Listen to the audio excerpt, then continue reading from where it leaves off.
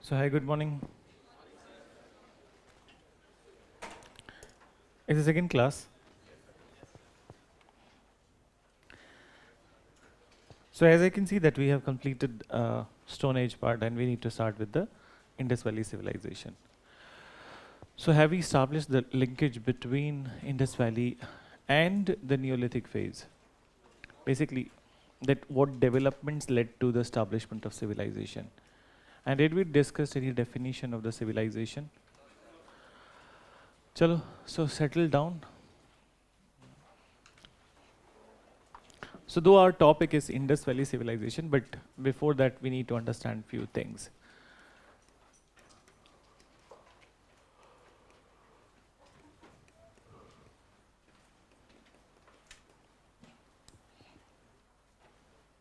So now, when it comes to Indus Valley civilization, so as we discussed in the Neolithic period, that what all developments were there, that people started to live in the community, and then moreover permanent thatched houses, wheel-made pottery has also made appearance. Then human beings have started mastering the controlled use of fire. So these all developments we have seen. But one of the practice that we mentioned was the introduction of the agricultural practices, meaning that on regular basis agriculture was happening, and the first evidence was from Mehergarh in Pakistan. So now, on the basis of it, that let's talk about the civilization. Okay? So do you have any idea that what we call civilization, or how we can define civilization? Batao? Yeah, please.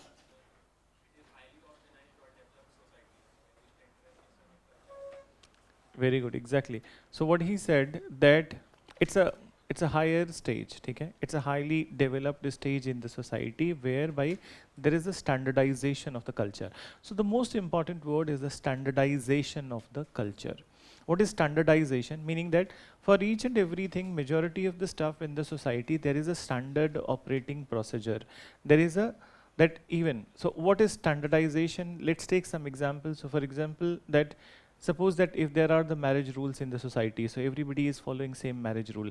There are social customs, everybody is following the same social custom. So this is standard, that standard behavior which is expected from everyone. And if anyone is deviating, so then accordingly punishments would be there. Then, so this is one part. But then there are many such definitions of the civilization. So there is one very famous definition of the civilization which has come into the vogue in the modern period, or basically in this age, and that is the anthropological definition of the civilization. So what is the anthropological definition of the civilization? Just understand that what they say. So you just need to understand the meaning of the word civilization and what is exactly civil. So you want to say something? Volumes are कम या ज़्यादा नहीं आ रही है तो आ जाएगी. इधर seat खाली है, आगे आ जाओ. Swapnil, you can ask. Anyways, I am going ahead then.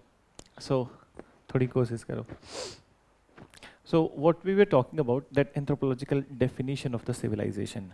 What is the anthropological definition? So understand, it says that suppose that if somebody has met an accident or whatever reason, then if the two bones, particularly two bones of that particular person, if it is fractured, and the two bones are femur and pectoral girdle, then so femur and not pectoral, pelvic girdle.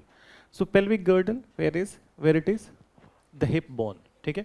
So where the femur is joining and then the movement happens, okay? So girdles are the place, girdles are basically pectoral in this part, both the arms, and pelvic in the leg part. So if the girdles would not be there, movement in the leg and hand will not happen, okay? So if they are fractured, and so as the femur bone. So what is femur bone? The upper part of the leg, okay? So if these two bones are fractured, obviously a person cannot be doing many of the stuff. So then they say that if it is fractured and if that particular person recovers within 2 months, in 2 months and starts walking, it is indicative of civilization. You know why so? It seems very that very unique. Why so? Basically, when medical science says that today's medical science says that if these two bones are fractured, so if that particular person, he is on a cot, bed rest for entirely for 2 months. So if he's on a bed rest entirely for 2 months, so then the natural recovery happens, bina kisi intervention ke. So if a person is on bed rest for 2 months, then so it means that many of his works okay, would be done by the people. And what it is?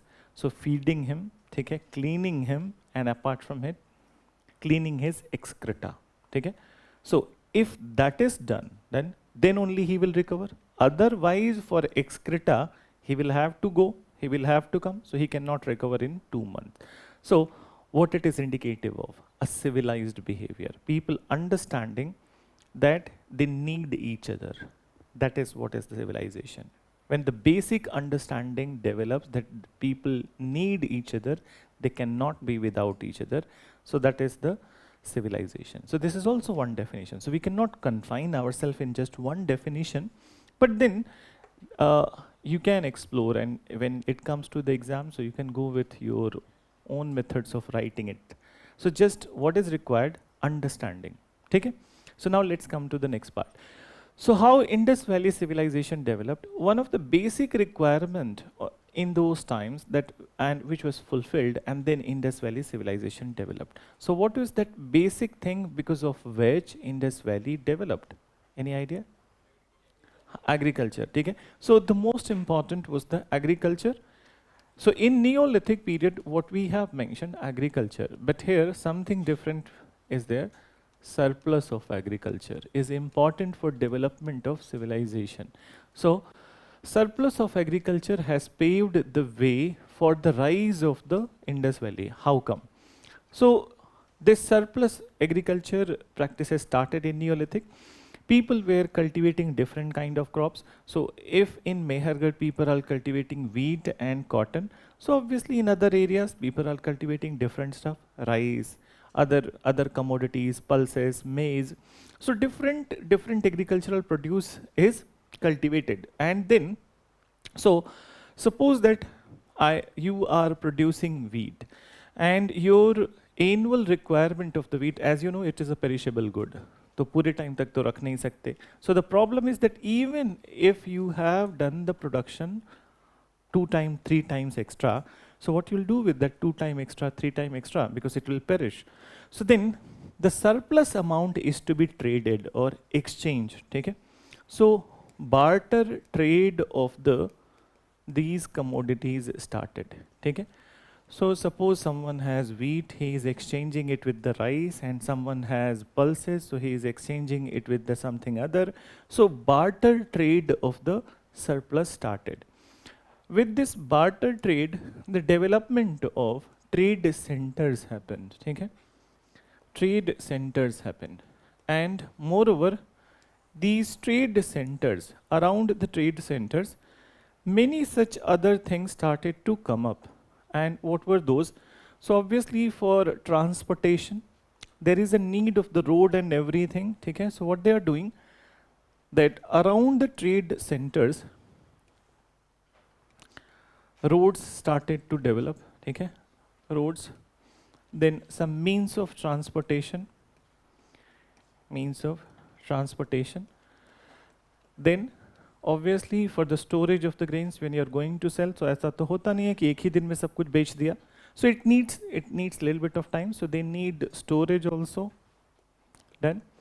And moreover, that suppose if you have gone with the 50 kg of rice, so one day you have not sold it, you will have to stay at that place. So it will create settlements also. People will start creating some temporary houses. When people are living in that area, So utility sector will also develop. What is utility sector? Their daily needs. Then, so utility sector will also develop. Then the density of this area. So human density will increase in this area. Will increase that, and with the increment of the human density and the trade, there is a need of some sort of administration over here. So proper system of administration, formations of rules, codes and conduct. Okay? So these all are incorporated.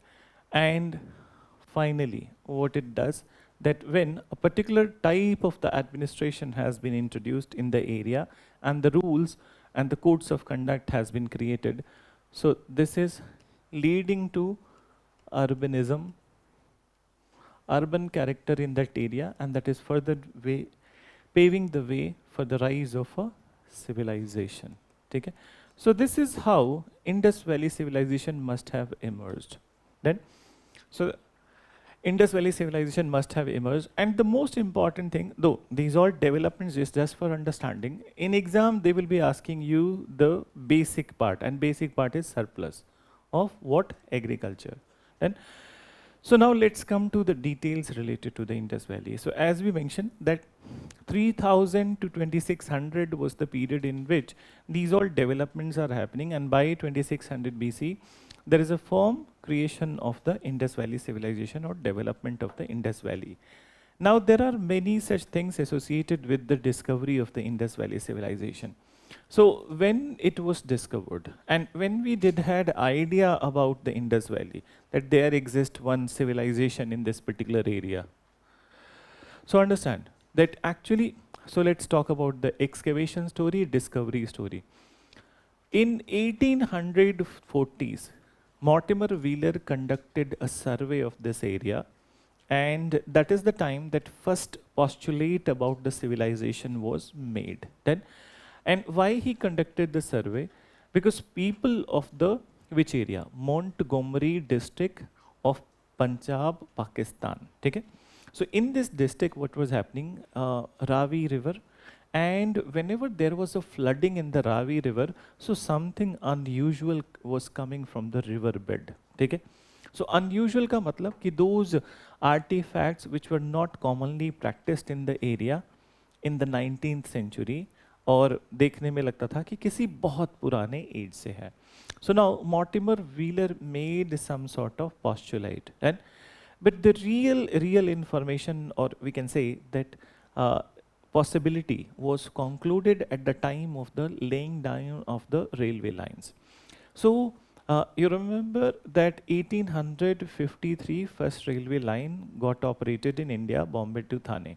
After it, there was no looking back for the British, and they started laying down railway lines in the different parts of India to connect the raw material production area with the port area.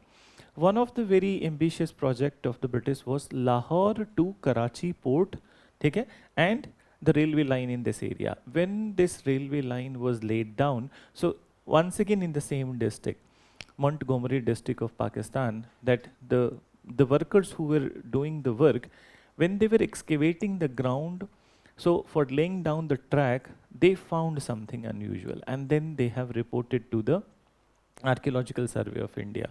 But then at that point of time, Archaeological Survey of India did not took it seriously, and Archaeological Survey of India chairman was Alexander Cunningham. In fact, he was also the founder of the Archaeological Survey of India. So that time it was not taken seriously, but then they also knew that there is some sort of civilization over here. So from 1870s, there was a conformity about the civilization, but nobody knew that what kind of civilization. Finally, it is in the second decade, meaning that 1910 to 1920. This is the time when major progress has been made. In this duration, John Marshall was the head of Archaeological Survey of India, and he decided to go ahead with the task of excavation. And he believed that if he found something, so his name would be permanently etched in the history, that I was the initiator. So he gave the task of excavation to two Indian archaeologists, Dayaram Sahni and Rakhaldas Banerjee. So the very first site of the Indus Valley was Hadappa in the Montgomery district of Pakistan, and second site was Mohenjo-daro in the Sindh province of Pakistan. So Dayaram Sahani excavated Hadappa in 1921 and Mohenjo-daro was excavated by Rakhaldas Banerjee in 1922. Now with the discovery of the two sites, excavation of the two sites, it was proven beyond doubt that Indus Valley was one of the most advanced civilization in the world.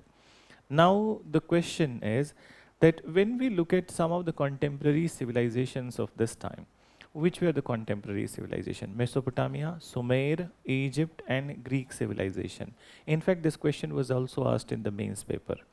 So when we look at these all civilizations, particularly if you take out Mesopotamia and Egyptian civilization, they are known for some of the landmark buildings. Then, and Egypt particularly, it is very famous for landmark building, which are pyramids. Then, so pyramids are considered as one of the wonders of the world. Despite they having the wonder of the world or basically landmark building, Indus Valley, on the other hand, did not had any landmark building. Okay?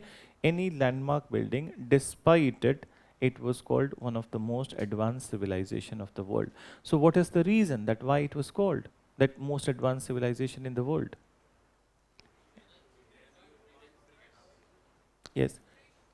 So basically it is because of the use of the burnt brick for the first time in the world. Then generally people refer to the urban planning. Urban planning was also very good in Mesopotamia.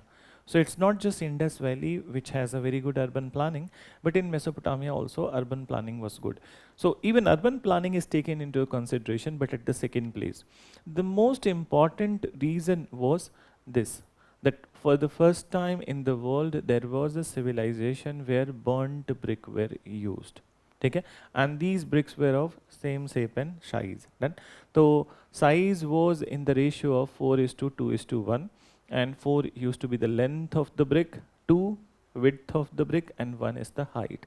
So this is what is the standard thing which was used in the Indus Valley. So that makes it one of the most advanced civilization. On the other hand, people do ask that if the that Indus Valley civilization, burnt brick was used. So when we talk about the pyramids in the Egypt, and they are the wonders of the world, so what is the basic construction material of the pyramids? So in the pyramids, burnt brick was not used and sun-dried bricks were used. Okay? So they have used sun-dried bricks, and if at all, if there is a big climate change, if there is a torrential rain, so pyramids will be washed away. Okay? So will be washed away. So that is one possibility. So that is why Indus Valley is regarded as the most advanced civilization in the world. So burnt brick and along with the town planning. But town planning was also good in Sumer civilization. Sumer was basically sub part of Mesopotamia, and which area? Iraq. Iraq may be particularly Baghdad. Then, so Baghdad to Persian Gulf was the Sumer. So there also the good urban planning was there. So एक बार mention करो. So this chart I am not dictating. This is just for understanding. So mention that Indus Valley civilization, have you written? हाँ, तो mention.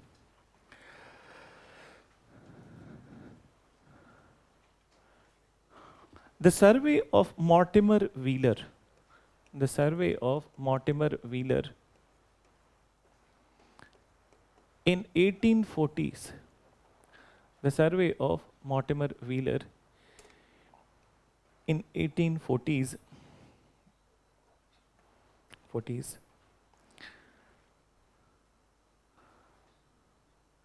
postulated that there might be some underlying civilization. There might be some underlying civilization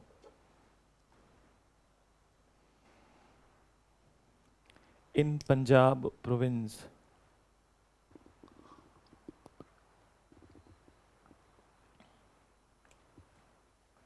in Punjab province, full stop, then mention. Later, in 1870s,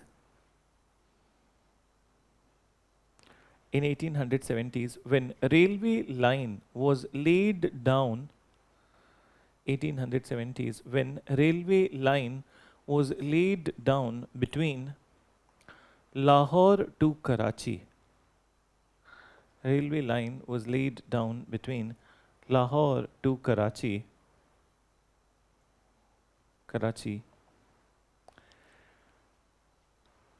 Something unusual was found by people who reported it to Archaeological Survey of India.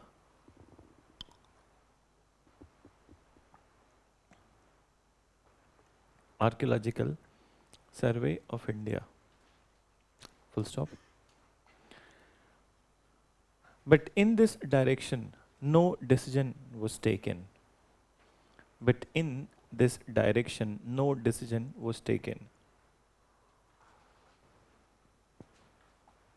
Done. Then mention. Finally, it is in the second decade of 20th century. Finally,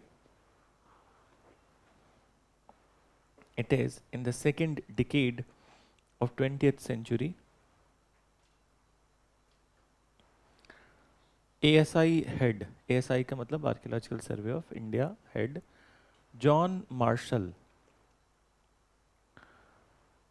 ASI head John Marshall decided to go ahead with excavation.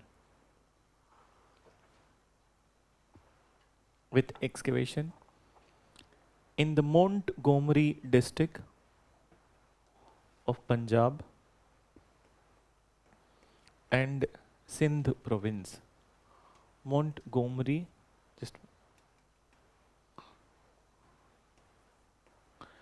district of Punjab and in Sindh province. Then mention. As such, Indian archaeologist Dayaram Sahani excavated site of Hadappa in 1921. Dayaram Sahani excavated site of Hadappa in 1921, and R.D. Banerjee site of Mohenjo-daro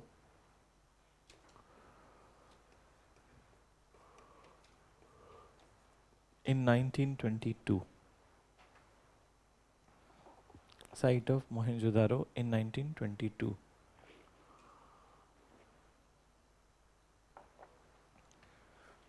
Then mention after it. With the discovery of these two sites,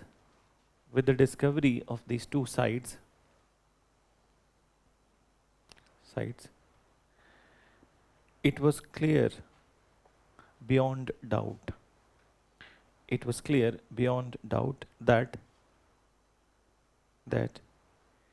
Indus Valley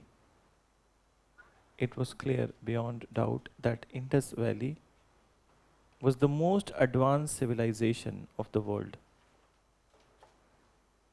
Indus Valley was the most advanced civilization of the world.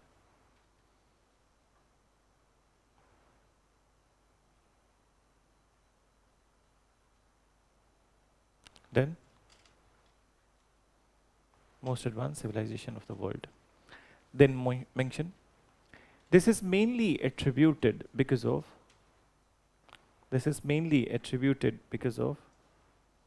use of burnt brick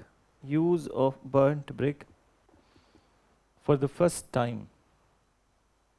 Use of burnt brick for the first time in world.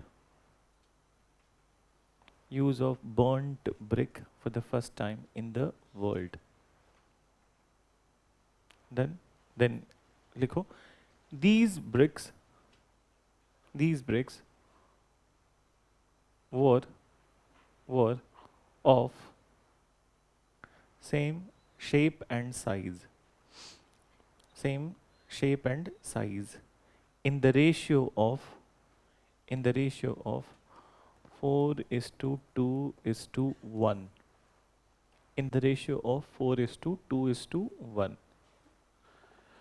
Then another reason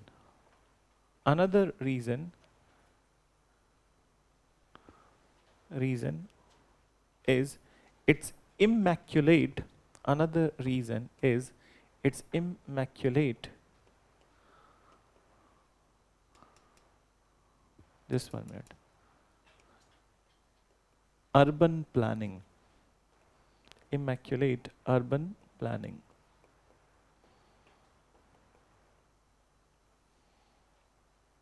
Then so this is what is the reason that why we call it the most advanced civilization in the world. So very first inquiry that we need to make about the Indus Valley, जहाँ से questions आते हैं particularly in the prelims exam, is the sites of the Indus Valley. So time and again, every second, third year, they do repeat a question, but it is interesting that they don't repeat the sites. कि एक बार जो पूछ लिया, they will be asking a new site. ठीक है? So let's decide. First of all, let's talk about the boundaries of the Indus Valley. Then, so when it comes to the boundaries of the Indus Valley, and we'll create a map also where we will go and look at it. Then, so let's start with the. So the southernmost site of the Indus Valley was in Maharashtra, and that was Daimabad. So Daimabad was the southernmost site. Then when it comes to the western side, so on the western side, on the borders of Pakistan and Iran, Suktajandor.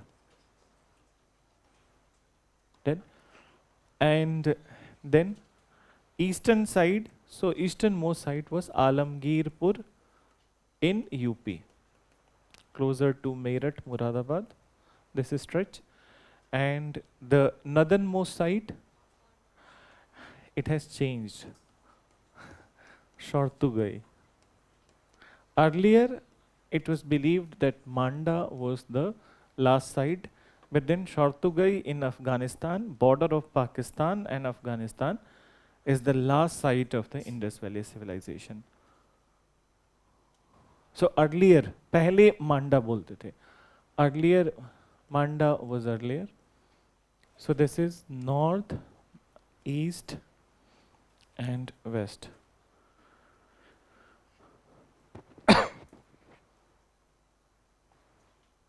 Done? बना लिया? So now I'm going into the sites of the Indus Valley. ठीक है? So sites of, एक title लिख लो, sites of IVC.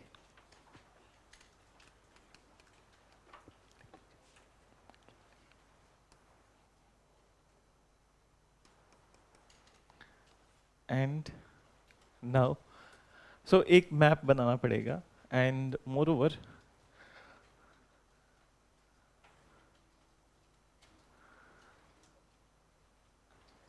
so the requirement is not the eastern side, but basically the western side.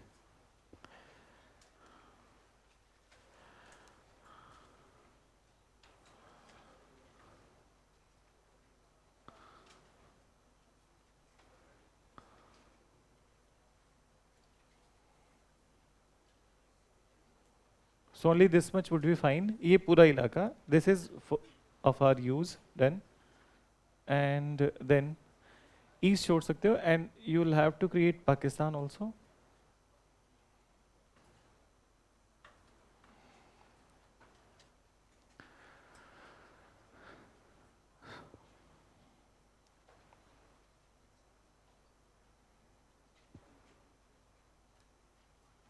So the river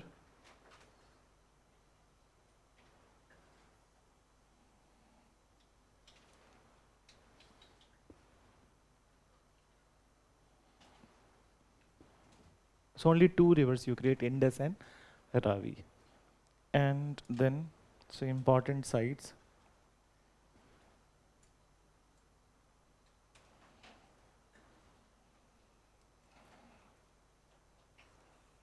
Mohenjo-daro,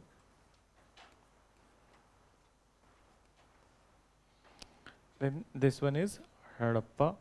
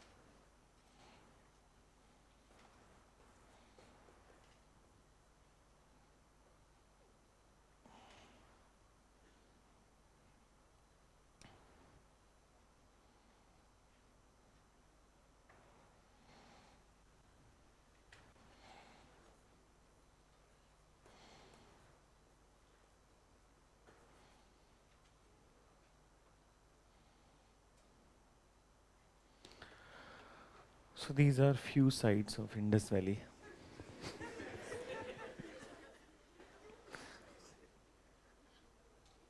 Is it visible? रुको एक minute. Right from that side, and then I'll drag this into. Chalo. I think now it will be visible.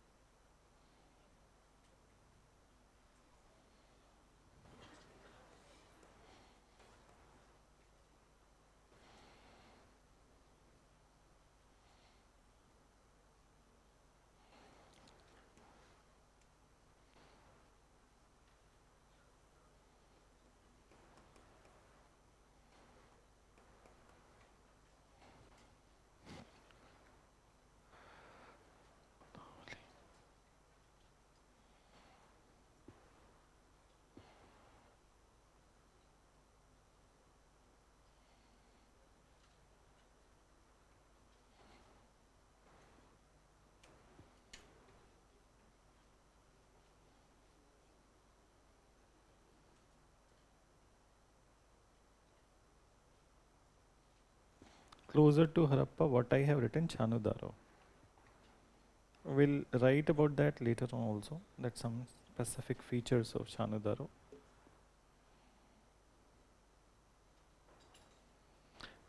So this is Suktajandor, Suttakoh, Balakot, Alahadino was basically Karachi.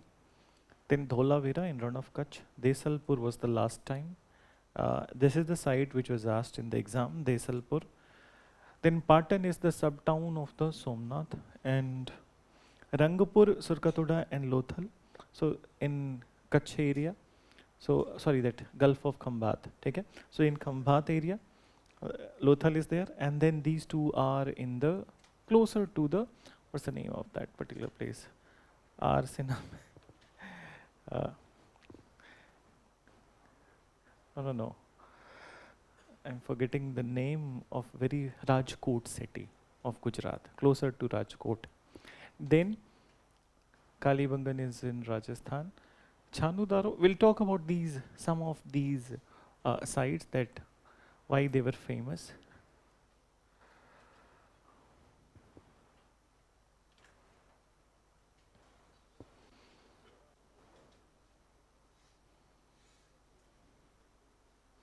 Done.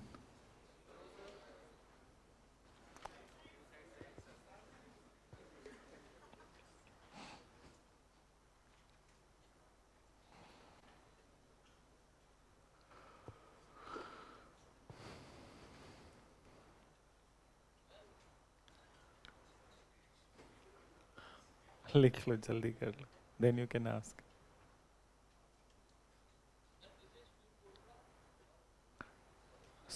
Sir का तोड़ा. Sir को तोड़ा. उससे भी related एक question आ चुका है 2017 में.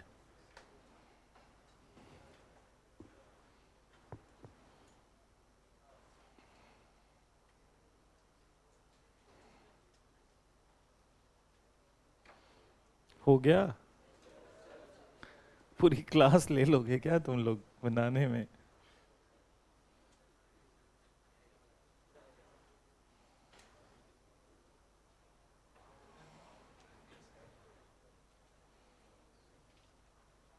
Now, बनाओ. What? Now it is clearly visible.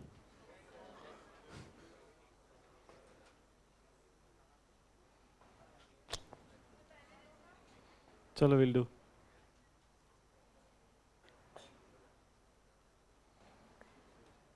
Fine.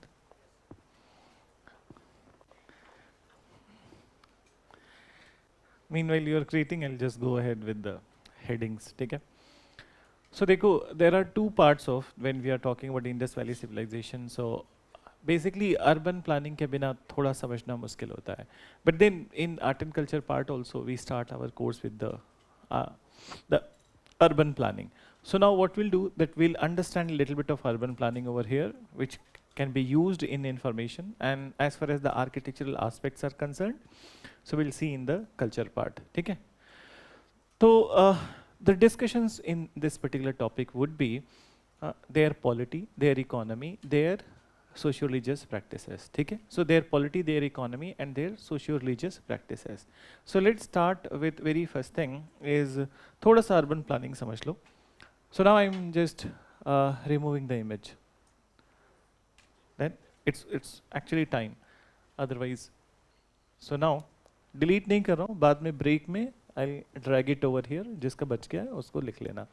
तो generally the Indus Valley towns were divided into two layers. ठीक है? So two layers. There were some exceptions also. Exceptions we'll mention separately. And there used to be one upper town. Then, and there used to be a big lower town. Then, so this upper town was mainly meant for the habitation, not habitation, administrative buildings. So in this area, administrative buildings were created, and moreover, some common provisions were there, like common bath, meaning a common water tank. So common bath, and then there were storage of the grains, and these storages were called as granaries. Then, so this was one general part, and this part of the town was divided into many sectors, and there was a perfect network of the road also, and inside the sector houses were created. All of them were created with the burnt brick. Then, so this is the general scheme of the urban planning. So now further elaboration we'll do in the culture part. On the basis of it, many inferences are drawn in the society, and many inferences are drawn in their practices also. So let's start with the very first heading. We'll write this, but just understand. So very first heading would be the polity of the Indus Valley civilization. So once we look at the things which existed in the Indus Valley civilization, so there is one conformity that there was no monarchical system in the Indus Valley civilization. Okay? So there was no monarchical system in the Indus Valley civilization, but from the urban planning itself, it is said that though there was no monarchical system, but there was a centralized administration.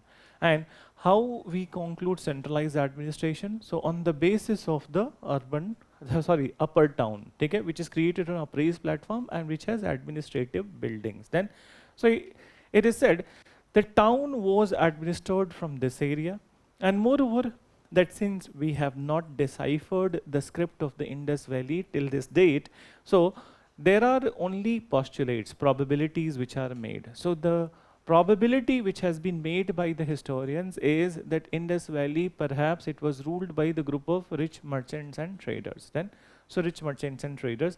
Apart from it, we don't have any other information.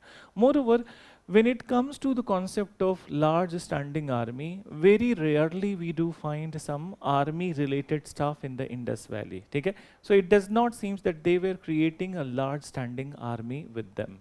So mention, you write that पहले एक intro part लिखो, mention. Generally, Indus towns were divided into two parts.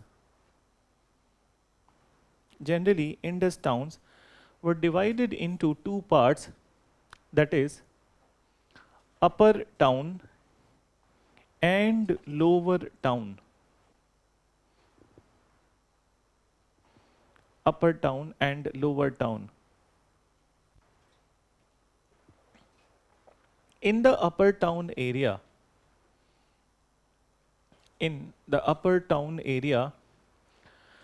Administrative buildings were created in the upper town area. Administrative buildings were created along with along with provision of common bath along with provision of common bath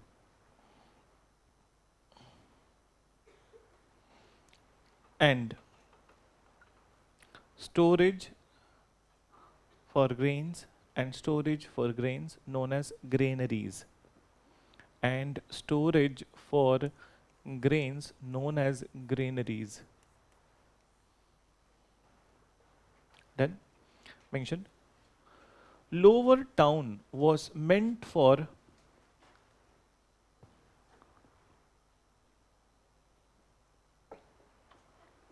habitation of the commoners. Lower town was meant for the habitation of commoners. Habitation of commoners. Then mention people of all income category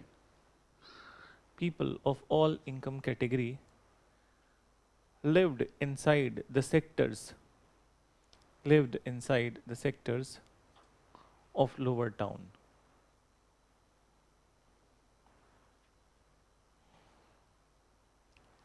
And full stop. It was well planned out.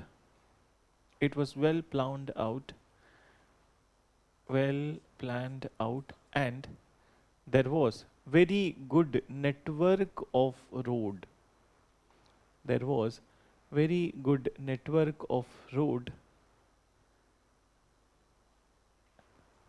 In the lower town.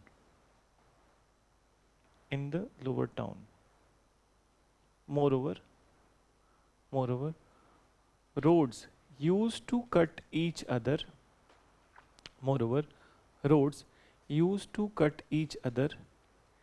At right angle.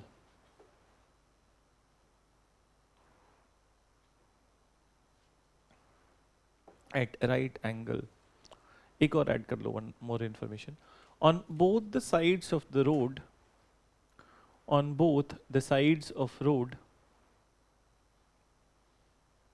drains were created,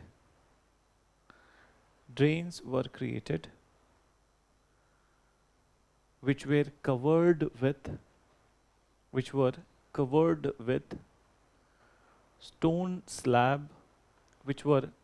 with stone slab or brick slab.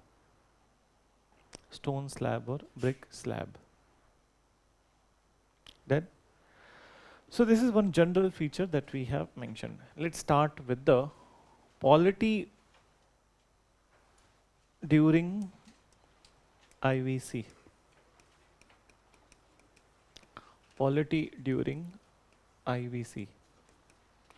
So just very first thing you write then that the Indus Valley pictographic script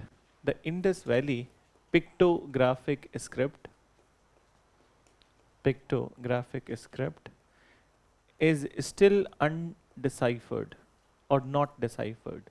Is still not deciphered.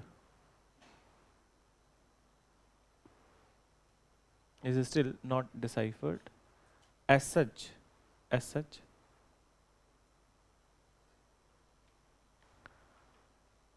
most of the inferences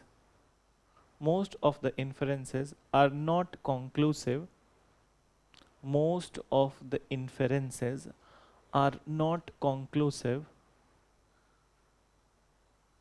But just a probability.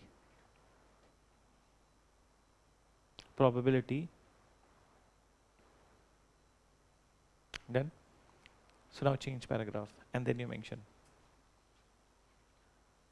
From the urban planning of Indus Valley, it seems that there was no monarchical system. from the urban planning of Indus Valley, it seems there was no monarchical system, but but but there was a definite centralized administration.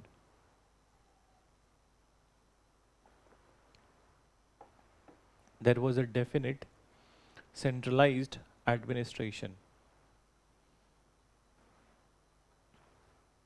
Then, then mention. It is believed, it is believed that Indus Valley was ruled by. It is believed that Indus Valley was ruled by.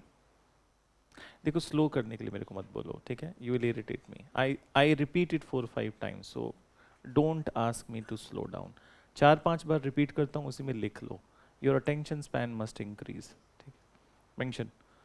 So I forget actually. This is my problem. That when somebody interrupts, so I forget that what I'm actually dictating. अब वो मैं frame कर रहा होता हूँ sentence and then बीच में तुम लोग इंटरप्ट करते हो और उसके बाद दिन सारा फ्रेमिंग का हिंदी में बोलूँ तो मदर सिस्टर हो जाता है, ठीक है? तो सो लिखो, पढ़ना एक बार. Ruled by group of rich merchants और traders. Group of rich merchants and traders. Then mention. It also seems that there was no standing army. It also seems that there was no standing army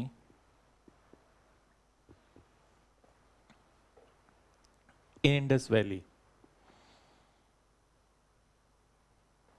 Standing army in Indus Valley. Then, so polity में हमारे पास कोई information ही नहीं है इसके अलावा, ठीक है? Just this much. There is one exception that we'll mention somewhere, that is Dholavira, where we do have some sort of that evidence related to standing army, ठीक है? And moreover, Dholavira is an exception in a many ways because it has a 3 layer of urban planning. So एक काम करो यहीं पे लिख लो, ठीक है? Just write a note. And in note you write Dholavira.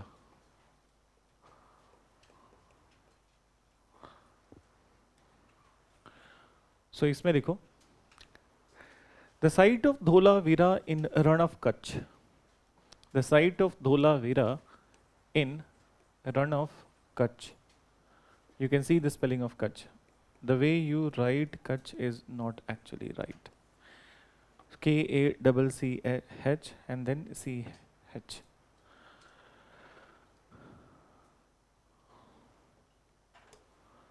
Was an exception in many ways.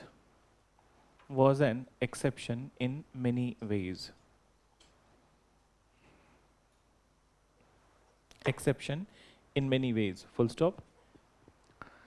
Then you write, it had 3 layer of urban planning. It had 3 layer of urban planning. Urban planning, that is upper town, middle town. It had 3 layer of urban planning, that is upper town, middle town and lower town. And lower town. Then mention. It is believed that the middle town of Dholavira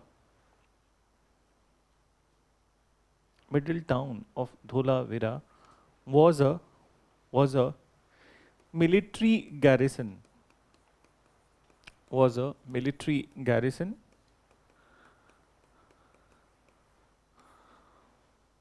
Military garrison.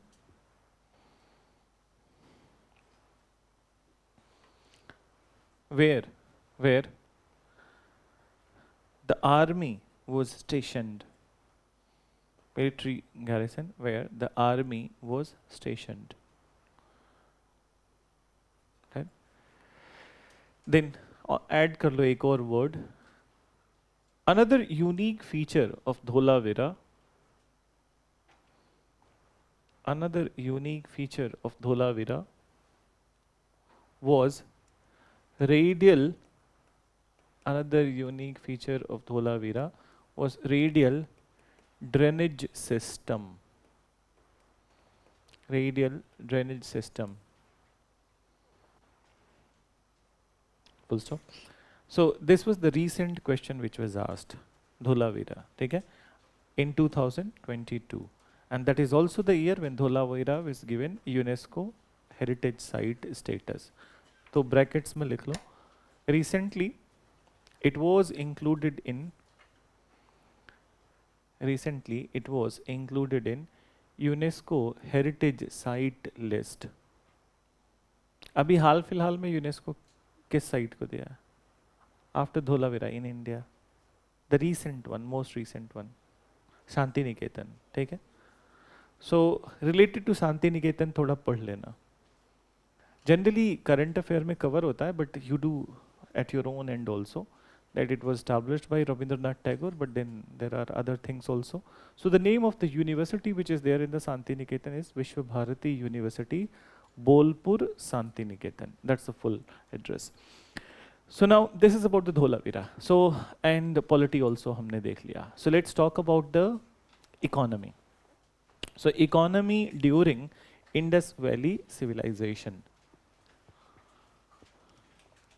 Economy during IVC.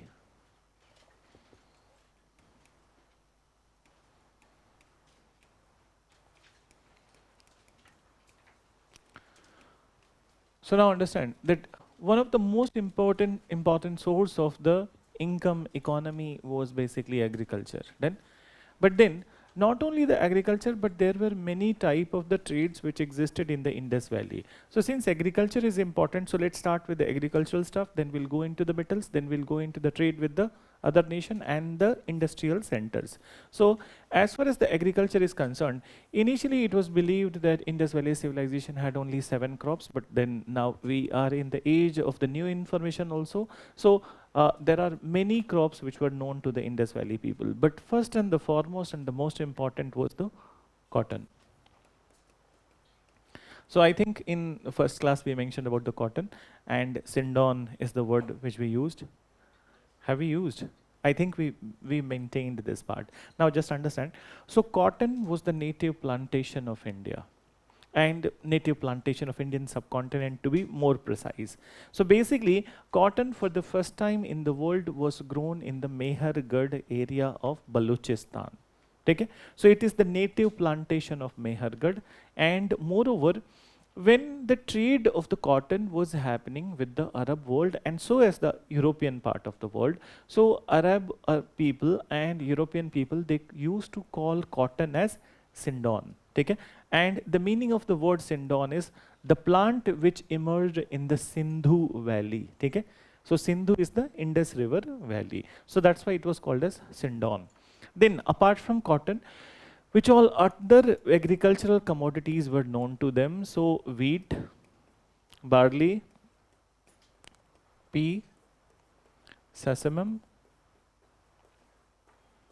mustard,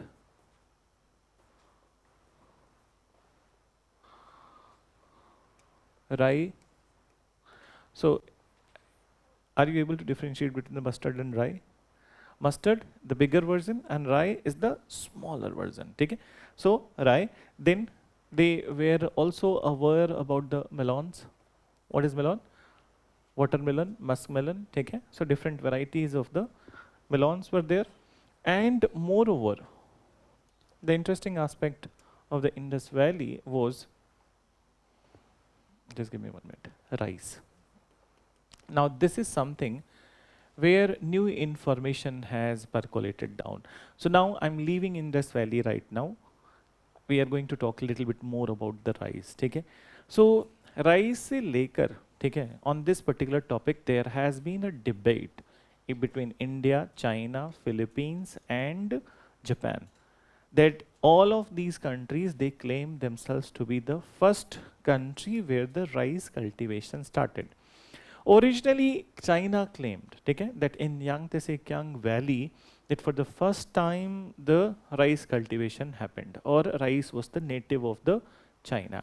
But then some unique varieties of the rice were cultivated in Japan also. Then, so Japan also claims, and so as the Philippines.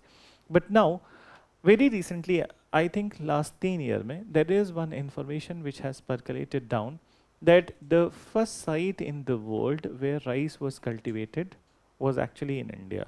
Then, and the place is Koldihava, and it is in Sant Kabir Nagar district of UP, the Tarai region of the UP, border of the Nepal. So there it was cultivated, and as per, so China claimed that in 6000 BC, for the first time rice cultivation happened in Yangtze-Kiang, and Japan claimed that in 6500, and so as the Philippines also. So their date was 6000 to 6500. Then now what is happening, take care, that when the, and it's not that the Indian government who has done this particular research. So the world bodies, they did research in the Koldehava of UP, and they have said that for the first time rice was cultivated at this place 7500 BC. Take it. So this is a new information. So which means that rice was also the native plantation of India. So from and uske pehle, before the Koldehava information, the next information that the available information in India was Allahabad was the first place people used to say where the first rice cultivation in India happened. But now the information has changed. What about Indus Valley? So in Indus Valley civilization also, rice was cultivated. Okay? And it was cultivated, though it was not the main crop of that the areas which we have mentioned. So now give me 1 minute. I'll show you. This is the stretch. So this Lothal, Rangpur and Surkadoda. So this is the stretch where rice was cultivated in this triangle. So this was the rice belt of IVC.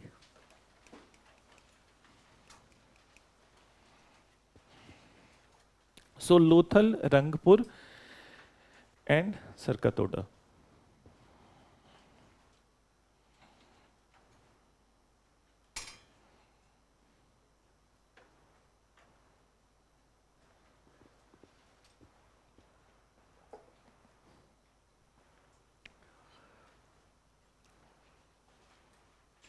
Done.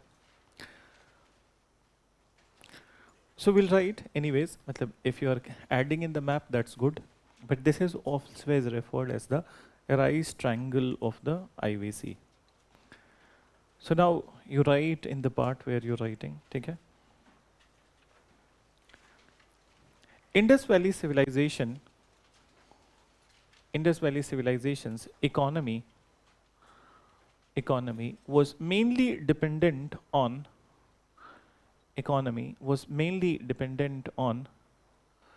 agricultural produce.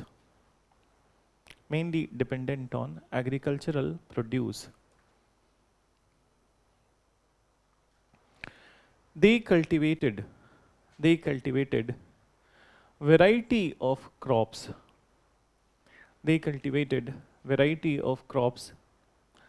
Like, so the list which we have mentioned, usme likho. Start with the cotton, then wheat. Start with cotton, wheat.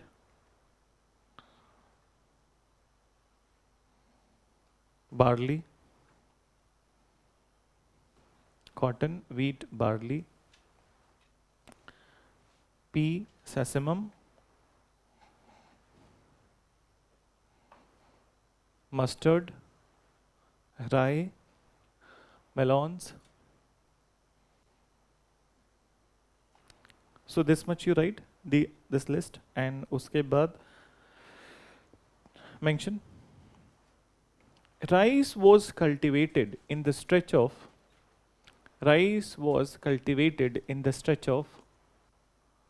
stretch of Lothal, Rangpur and Surka Toda. Lothal, Rangpur and Surka Toda. And Surka Toda. Then, after it, cotton textile industry. Cotton textile industry was heavily developed. Cotton textile industry was heavily developed in the area of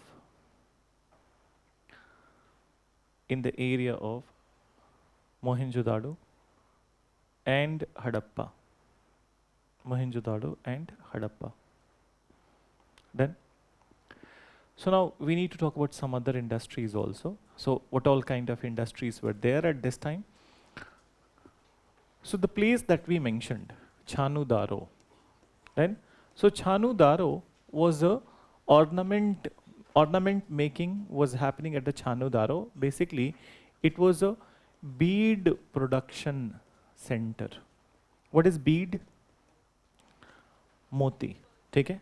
Pearls. So generally pearl is a natural phenomenon, but that similar to pearl, if the beads are moti are created. So Chanu-daro was known for, just 1 minute, was known for bead production. लिखते चलो साथ साथ में, ठीक है? So Chanu-daro was known for bead production. Kalibangan for, tell me, bangle production. Bangle production.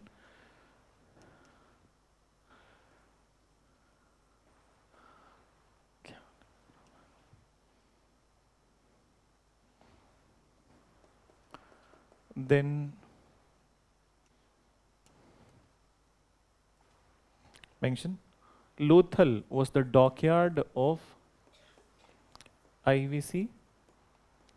Lothal was the dockyard of IVC, and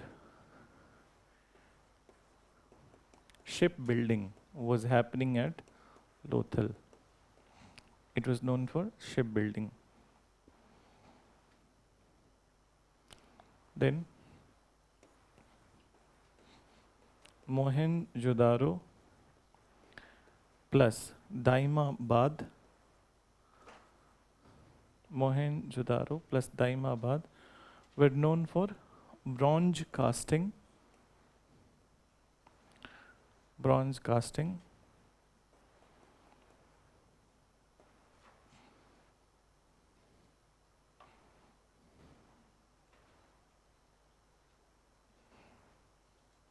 Bronze casting, and then you write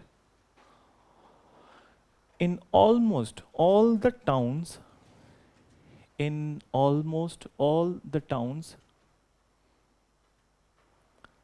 terracotta, in almost all the towns, terracotta and pottery production was happening. Pottery production was happening.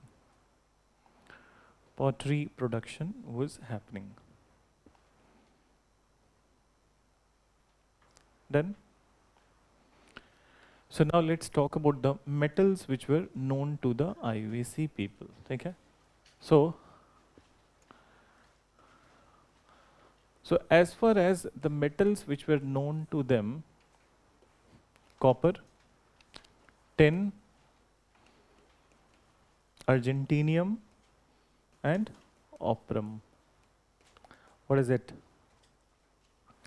So copper, you know, tin, ठीक है, argentinium, silver, oprum, gold, ठीक है. So gold was known to them, so as silver, and with the combination of these two, they were creating the bronze. And so, लिख लो, metals known to IVC. Metals known to IVC, and then you write copper, tin, silver, gold.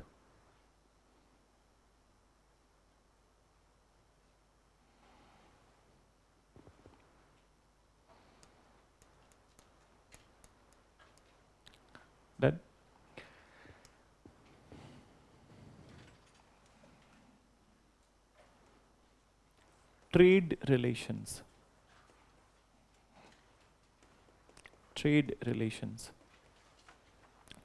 So when it comes to trade relations of the Indus Valley civilization, they had a long distant trade relation and with many areas. So for example, when we talk about India, so in India they had trade relations even till Karnataka, Kolar, done.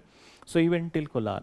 And when we talk about that, the gold, so basically some gold was sourced from the Kolar gold fields of Karnataka. Apart from it, tin they were getting from Afghanistan. And even till this date, one of the biggest source of the tin is the Afghanistan. There is a mine in Afghanistan which is known as Haji Gag, and it has one of the highest reserve of the tin, apart from Thailand and Congo Basin. Then let's come to next part, which is copper. So copper was available in India, particularly the areas like Junjunu, then Khetri. But then it was not available in a very big amount. So copper, though it was sourced from India, but they were also getting copper from Oman and Mesopotamia. Okay? So they had a trade relation with the Oman, Sumer, Mesopotamia, and Dilmun. So Dilmun is today's Bahrain and Qatar. Sumer is today's Baghdad, and Mesopotamia, as you know, that stretch is very big, starting from the Persian Gulf and touching the Mediterranean Sea. Okay? So from this area, they had a long distance trade. So mainly they have imported metals from this area, from the outside area, and what they exported, so textile. So textile was the major export commodity and metals were import commodity. But then there were some stones which were also imported. And there were some stones which were there in India, but some stones were imported. So for example, what all stones which these people were using, so the available one was statite, okay, and colored marbles. Then, so these two were already available, they were using it, but then there are n number of the stones they were getting from the different parts of the world. So for example, jade, jasper, amethyst, carnelian, lapis lazuli. So these were the semi-precious stones that they were getting from the different parts of the world. So एक बार लिखो इसमें trade relations में लिखो Indus Valley had a very good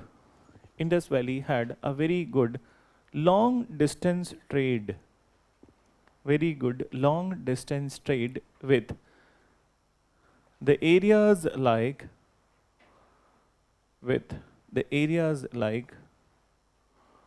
Kolar in Karnataka, Afghanistan,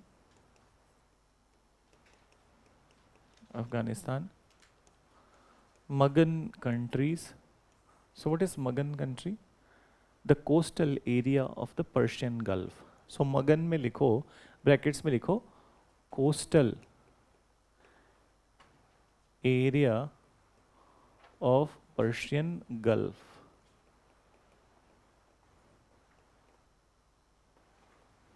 Then Mesopotamia, Sumer. So Sumer is Baghdad, today's Baghdad. Then Dilmun is today's Bahrain and Oman.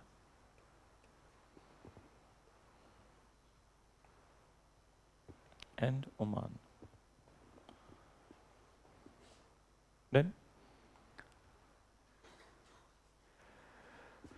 mention agricultural commodities and cotton textile. Agricultural commodities and cotton textile were the major item of export. From Indus Valley. from Indus Valley, and they imported the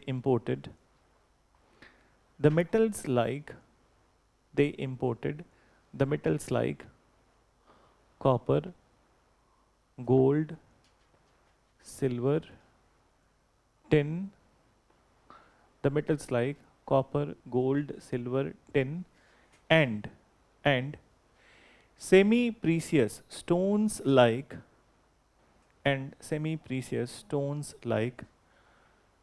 so you write these names: jade, jasper, amethyst, carnelian, and lapis lazuli.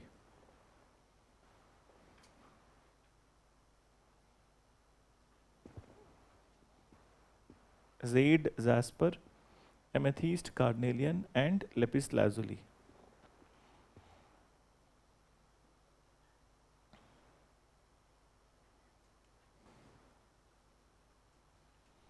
Done?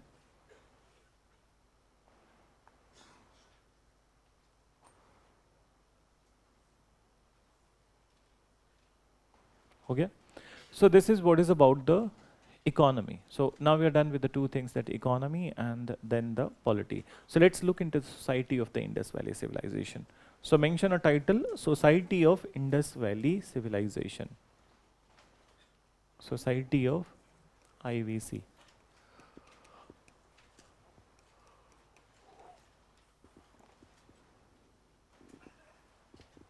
So now listen. So when it comes to society, generally that in, now we are in this particular ancient and medieval topic. So ancient and medieval topic mein, when it comes to the discussion on society, so there are three discussions which happen. Okay? One is the lineage pattern in the society, the locali pattern, and the archaeal system. So the three systems, abhi likhne se pehle just understand.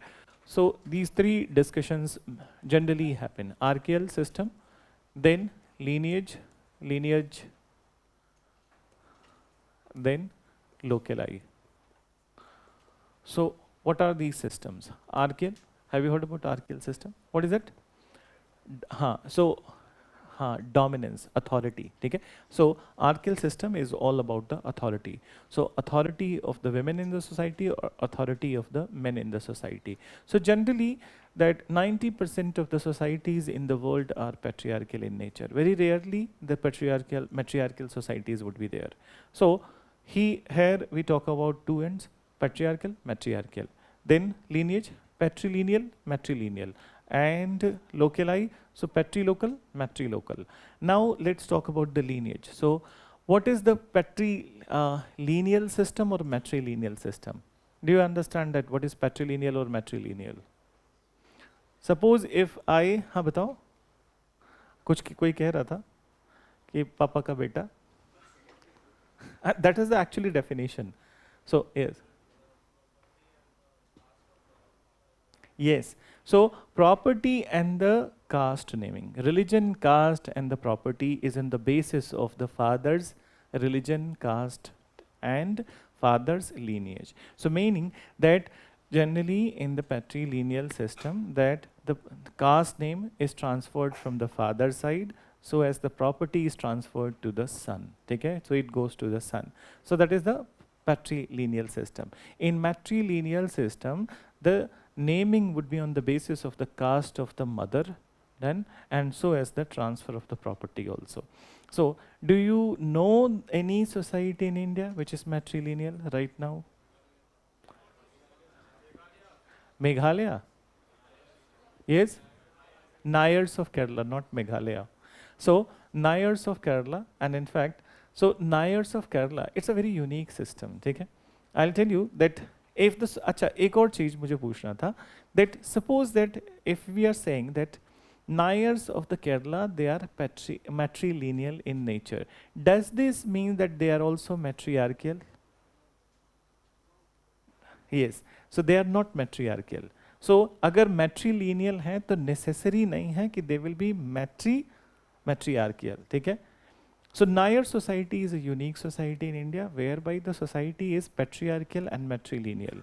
Meaning the caste naming happens on the mother's name, property is transferred on the mother's name, but head of the family is the eldest brother. ठीक है. So decision जो होता है, decision is all taken by the eldest brother, then so it means patriarchal, but the lineage happens on the, so suppose that if a Nair lady, she gets married to a Nambudiri Brahmin of the Kerala, but then her son would be Nair, he would not be Nambudiri, then so this is the system, so this is what happens over there, then so now let's come to the last one, locali pattern. So locali, patrilocal and matrilocal. This example is the Meghalaya. And what is the patrilocal? So generally in the societies that after the marriage, girl goes to the house of the boy. Okay? And this is the pattern. But in matrilocal system, boy goes to the house of the girl. Okay? So ladka ghar jamai ho jata hai. Okay? So, but then, you know that Meghalaya's Garos and they are the one, okay, that Khasis and Garos that they practice this system. So in the modern India, or basically in the modern world, do you consider that societies are patrilocal or matrilocal? They are nothing. शादी होने के बाद लड़का अपने घर रहता है ना, लड़की अपने घर रहती है, दोनों दिल्ली आ जाते हैं. This is what has happened. And मतलब अब तो घर घर की कहानी है, you must be knowing. So so a unique kind of system has emerged in the society. ठीक है? So now I hope you got it then. So when it comes to Indus Valley civilization, so in Indus Valley civilization, as per the details which has been provided by the historians and that majority of the historians, they said that Indus Valley was matriarchal in nature. So they say that matriarchal in nature, and on what basis they are saying it. So they maintained that the largest amount of the images, or basically the most abundant image which has been found from the Indus Valley, belongs to Mother Goddess. Then almost each and every town of the Indus Valley had an image of Mother Goddess. Okay? Terracotta figures of the Mother Goddess. Then, so everywhere, in fact, in many of the household, it was there. Then, so that's why, okay, that they concluded that it was a matriarchal system. Maybe it was a matriarchal system. In the beginning, when the Lex excavations were there, so in culture part, we talk about this particular bearded priest example. So there was one image which was found from Mohenjo-daro, and the image of a priest. So on the basis of it, the early historians, they said that maybe it was a patriarchal system, but now since we have the evidence on the basis of it, it is called as matriarchal system. So you mentioned that it is believed by majority of historians, that Indus Valley society was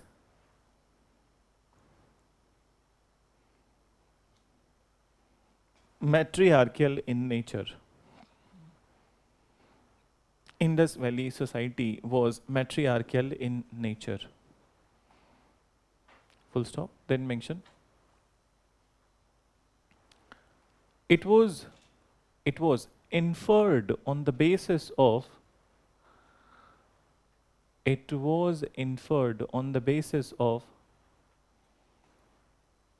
the most abundant image,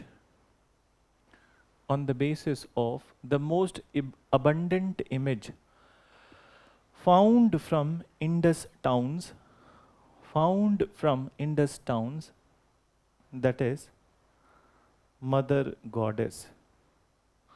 Found from Indus towns, that is Mother Goddess. That. So this is what is about one part.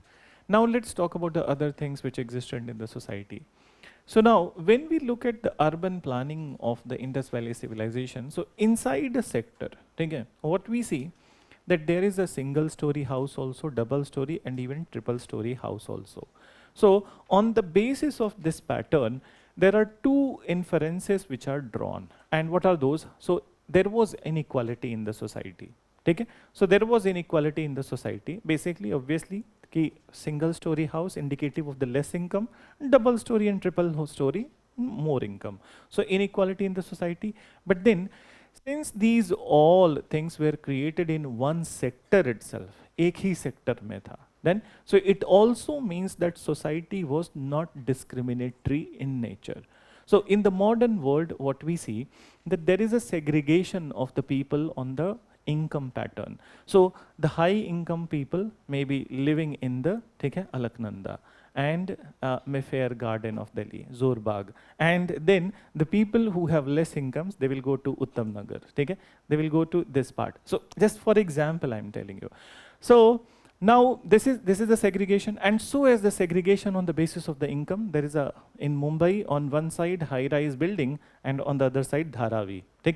So this segregation, but in Indus Valley this kind of segregation does not used to be there, and everybody was very closer to each other. So on the basis of it, we say that it was not discriminatory and there was a mobility in the society, meaning that people had opportunity to change their positions. Then, so that is one thing which is said about it. So mention, right? On the basis of urban planning, it is inferred that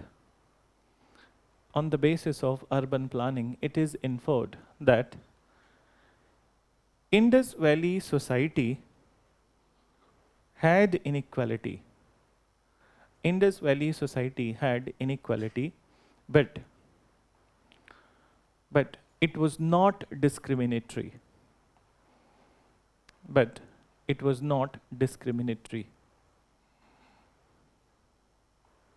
Then it was not discriminatory.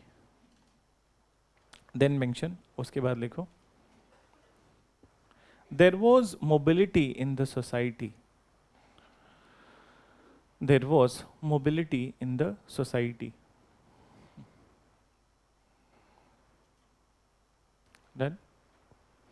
Then let's come to some of the societal practices of this time. So societal practices may particularly that their daily life and their choices and their clothing and everything.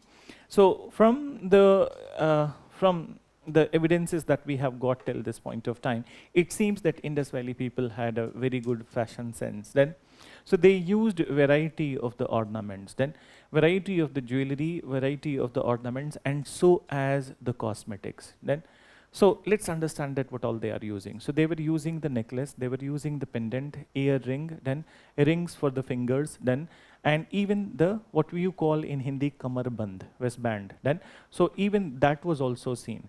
Even bangles are also there. So and these all ornaments and jewelry, they were created from the semi-precious stones. Then apart from it, the metals that we have mentioned. Then so these all were used. Apart from it, when it comes to cosmetics, so as we said that it seems that they had a very good fashion sense and they were using many of the cosmetics. So these cosmetics included lipstick. Okay? So they used lipstick, they used soaps, then they used even sindoor, and they used also kajal. So lipstick, sindoor, and soap and kajal was used by them. Now another thing, that out of these all, lipstick, soap and sindoor, in these three, there was one common ingredient in these three, and the common ingredient was mercury. And there was a usage of one ore of mercury which was called as cinnabar. So cinnabar was mainly used in making of these all. Now, that Indus Valley people were using mercury, and now let's connect it with the modern world. So till very recently, okay, and very recently ka matlab hai till 2000s, majority of the cosmetic industries in the world, and particularly in this part of the world, then Indian subcontinent, so here there was heavy usage of the mercury in the cosmetics. Then so all those fairness creams, okay, which were there, they had element of mercury, and the most prominent was your Fair and Lovely. Okay? So, so you, and with the usage of the Fair and Lovely, you never became fair, then, and then your loveliness is also gone. You understand? Yeah, I'll tell you one such story from the Britain itself. Then you all have studied about the Queen Elizabeth. Then Queen Elizabeth had so fascination towards then the Mercury. ठीक है? So she had so fascination towards the not this Elizabeth जो अभी गई हैं, उनके पहले वाली जो ब्रिटिश ईस्ट इंडिया कंपनी को परमिशन दिया था. She had so much of fascination towards the this one, and she was always covered with the mercury. ठीक है? And people were often amazed that what a kind of that the flair is there and the flawless skin is there with her. But she was always painting herself with it. And her death only because it happened because of the mercury only. She had skin cancer. And so skin cancer, and when she was dead, people were not able to recognize that this is Elizabeth. That her face was so disfigured then because of this. And moreover, that mercury, that little bit of usage is fine. Fine nahi, earlier it was allowed, but little bit of usage. So अगर थोड़ा सा भी mercury का usage बढ़ा दो, and interesting findings we have seen in this time also, that अभी पिछले साल की एक news I also saw it in that those news medias of India, that in Maharashtra that there was one family and they all wanted to be fair and they contacted some local kind of that dermatologist, and then he suggested a cream, and then the lady became fair, then puri family साथ साथ में सब लोग जा रहे हैं, सब लोग fair बन रहे हैं, and then she had kidney malfunction. And initially it was not, that people were not able to know, doctors were not able to know that how it has happened then. So later on when the test and everything was made, so they found hell lot of mercury pollution in the kidney. And then they inquired about that from where they are getting the mercury. उनके घर का पानी से लेके खाना सब कुछ check हुआ, and finally it was figured out that she was applying a cream and it has a very heavy content of the mercury. So it means that it can be absorbed by your skin. It will be going into your bloodstream. Then, so mercury was used in the entire history as a cosmetic material, so as in the Indus Valley civilization. Okay? So all of it has a little bit. Now, why I'm discussing this? Mercury was used, but then a little percentage. So even Indus Valley people were also aware that heavy usage of mercury will lead to the destruction of the skin and then all the good things which are there with you. So little bit of percentage of the mercury used to be there in this one. Then apart from it, they also had the knowledge of tincture. Then, and they were using tinctures. Doctors in the class, they know tincture, but what about the other people? What is tincture? Have you? It is disinfectant. Okay? Just like you use Dettol and Savlon, so tinctures were also used at this point of time, but their tinctures also had a little bit of mercury. And what is this? So Hg2Cl2. So this was a little bit added in the tincture, and tincture was used for healing the wounds. Mention, Leko. Tell me the last thing that you have written. Mobility in the society ना. फिर अब paragraph change करो. Change करके लिखो that from the evidences, it seems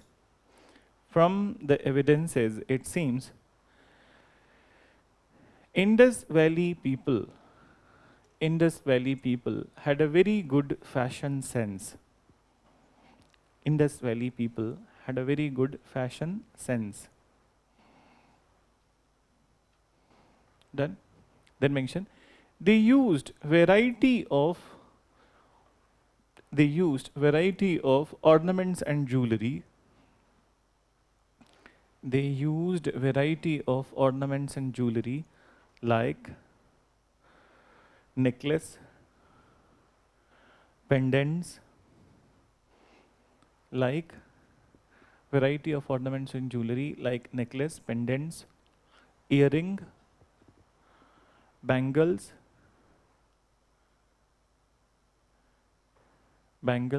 rings for finger,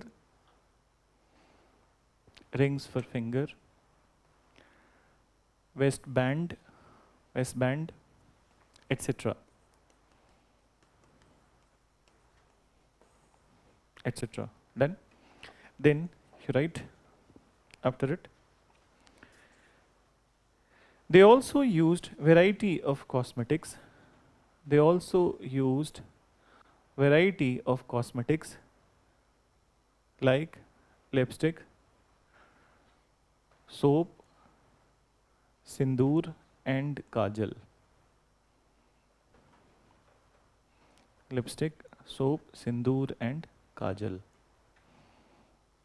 So only kajal didn't had. Kajal mein to mercury is not added. It's a very natural phenomenon that kajal can be made from the ghee. Okay? Just put a ghee on a diya and down, so side the flame, kajal is created. Then, so these all things they were using. Then mention usme aage add karo. They also used tincture. They also used tincture for cleaning. They also used tincture for cleaning and healing the wounds. For cleaning and healing the wounds. Then, so this is what is about the society wala part. Now the last part is their religious practices. So break le lo, uske baad then we'll continue with the religious practices, and then we'll talk about the decline of the IVC.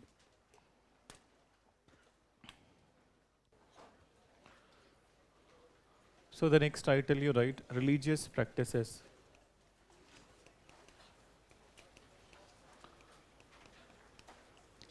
Religious practices during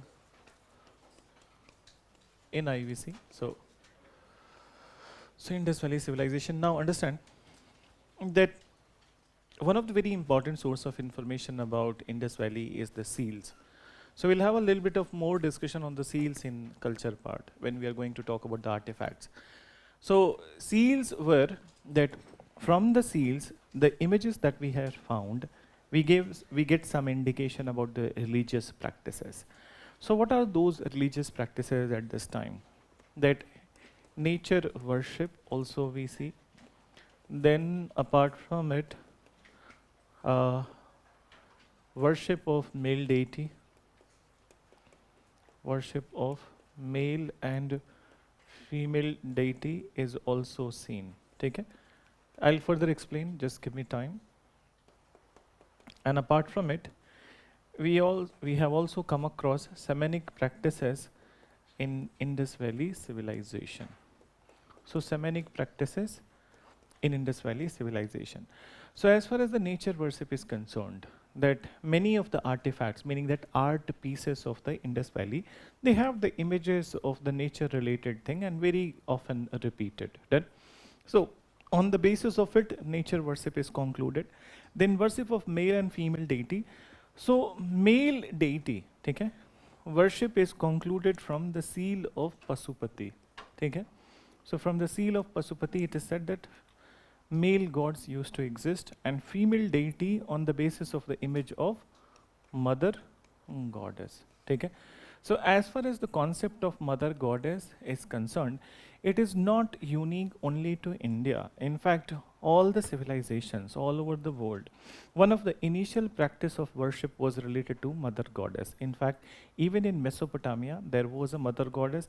Even in the Egyptian civilization, even in the Mayan civilization, there was a concept of the mother goddess. Then, so mother goddess worship was there, and mother goddess was also regarded as goddess of fertility.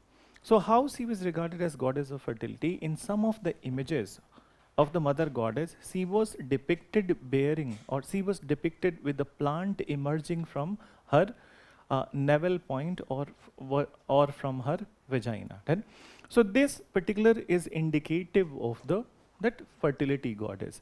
Then apart from it, what is shamanic practices? So there were some unusual images, symbols, designs on the seals of the Indus Valley civilization. And from many evidences that it is confirmed that tantric practices were also prevalent. So that's what we call shamanic practices. And they used amulets actually. So even in the modern world, we use amulets for warding off the evil. And amulets were also used in Indus Valley, which confirms that shamanic practices were there. So you're right, mention. पहले seals के बारे में थोड़ा सा लिख लो, ठीक है? One of the most important source of information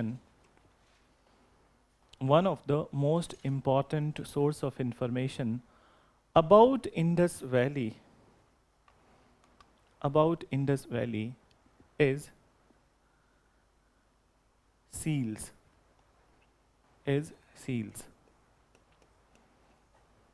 Right? Seals. Different images, symbols on seals. Different images, symbols on seals provide clue about religious practices of Indus Valley.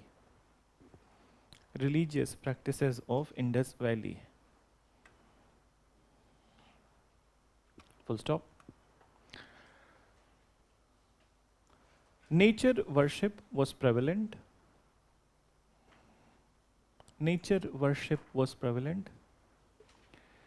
Which was depicted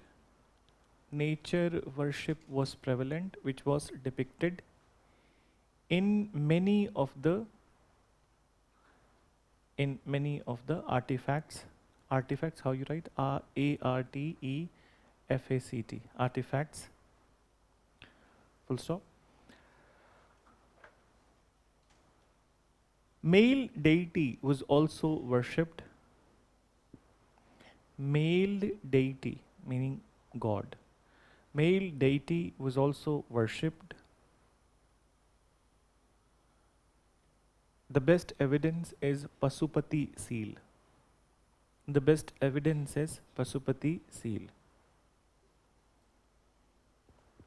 Then mention further after it.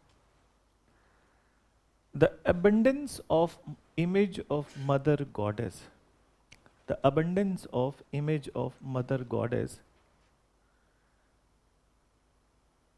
Mother goddess confirms the practice of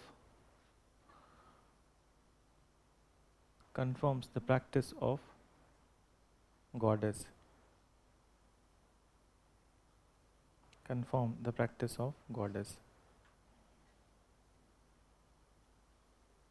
Then mention mother goddess was also regarded as goddess of fertility.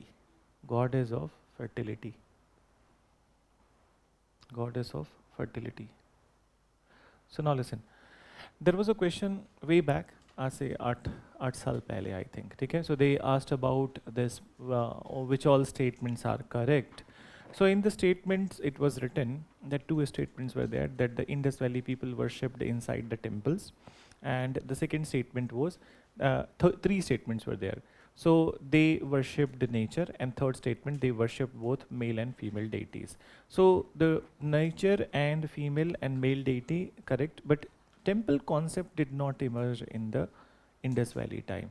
Temple concept is a newer concept as we see in the ancient history. So it basically started to emerge from the time of the Guptas. Okay? Moreover, when it comes to the religious building structure, so religious building basically, okay? So it all emerged from the age of the, any idea? Buddha. Okay? So after the age of the Buddha, basically, from the time of the Mauryas. So it is said that stupas were the first religious building in India. Okay? And then after second were the temples. So in an art and culture part, we will talk about the stupa and the temples. Okay? So there was no such concept of the temples in the Indus Valley civilization. Okay? Now let's come to the after death practices in the Indus Valley. So when it comes to after death practices in Indus Valley, they went ahead with many such ways of performing the last rites then, or burial practices. So basically, there was no conformity in the burial practices. हर जगह पे अलग अलग था, ठीक है? For example, they adopted partial burial also, fractional burial also, and full burial also. So full burial, the entire body is buried, ठीक है? Partial burial, half the body is buried. Fractional burial, so what is fractional burial? Have you heard about it? Fractional burial is basically, बताओ, yes? Very good, exactly. Partially cremated and partially buried, ठीक है? Cremation का मतलब समझते हो? In some of the class, people ask me cremation, okay? What is the meaning of it? But then I would say that you must be aware about it. These are the basic things which exist in the society, which means that you are not observing enough in the society. So we must be observant. Cremation matlab body ko jalana, okay? That is cremation, okay? And burial practices is mainly there in the Islam and Christianity. But then there are some Hindu communities who also bury. Particularly those who are from Karnataka, they know. The Lingayats of Karnataka, they also bury the body. Okay? They don't cremate the body. So anyways, let's come to this part. So here partial burial and partial cremation was also happening. Moreover, pot burials were also there. What is pot burial? Body was kept in a big pot and then it was buried. So pot burial was also practiced. Apart from it, that these all things are there. Sometimes these burials were happening in the house itself, okay, ghar ke andar hi, then, and sometimes it was outside also. Moreover, there was no direction sense in the burial practices. So what we see in the today's time, that there is a direction sense, that in a particular direction itself, all the bodies are buried. But in those time, direction sense was not there. Another important feature of these burial practices was that with the buried bodies, separate pots were kept, potteries. And in these potteries, different stuffs which are used by the person was also kept inside it. So now, on the basis of this particular pottery, which has some material, it is postulated, or it is said by the historians, that Indus Valley people had belief in the other worldly life. Okay? So other worldly life, and they were keeping these all stuff with the dead body. So they believed that in the other life they will be using this material. Okay? So they will be using this material. So that's what they have to say. So लिखो एक बार, mention करो that एक subtitle लिख लो. After death practices. After death practices.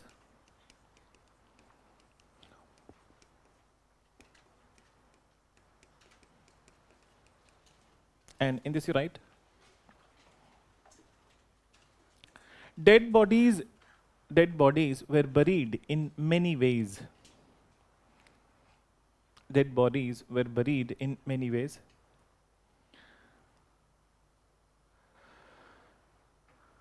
There are instances of full burial, fractional burial,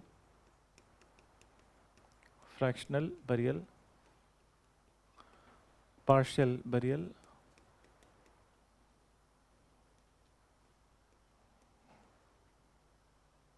and urn burial. What is urn? Pottery. Okay? So urn burial. So it's a big pottery which is called as urn. Then, moreover,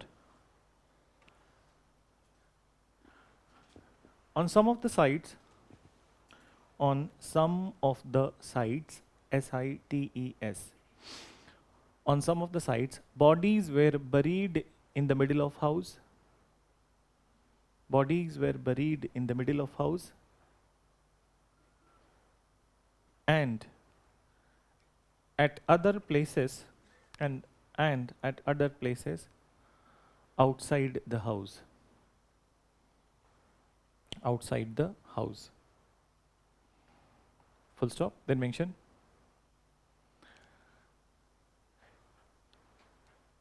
Direction sense was not developed. Direction sense was not developed in the burial practices. Direction sense was not developed in the burial practices, full stop. Moreover, along with the dead person, moreover, along with the dead person, his used materials, his used materials were also buried in a pot. His used materials were also buried in a pot. Full stop. It is indicative of otherworldly belief. It is indicative of otherworldly belief of Indus Valley people. Otherworldly belief of Indus Valley people. Indus Valley people. Then, so now this is what is about the some of the things, and then let's talk about the decline and disintegration of the IVC. So last title about IVC, you write decline and disintegration.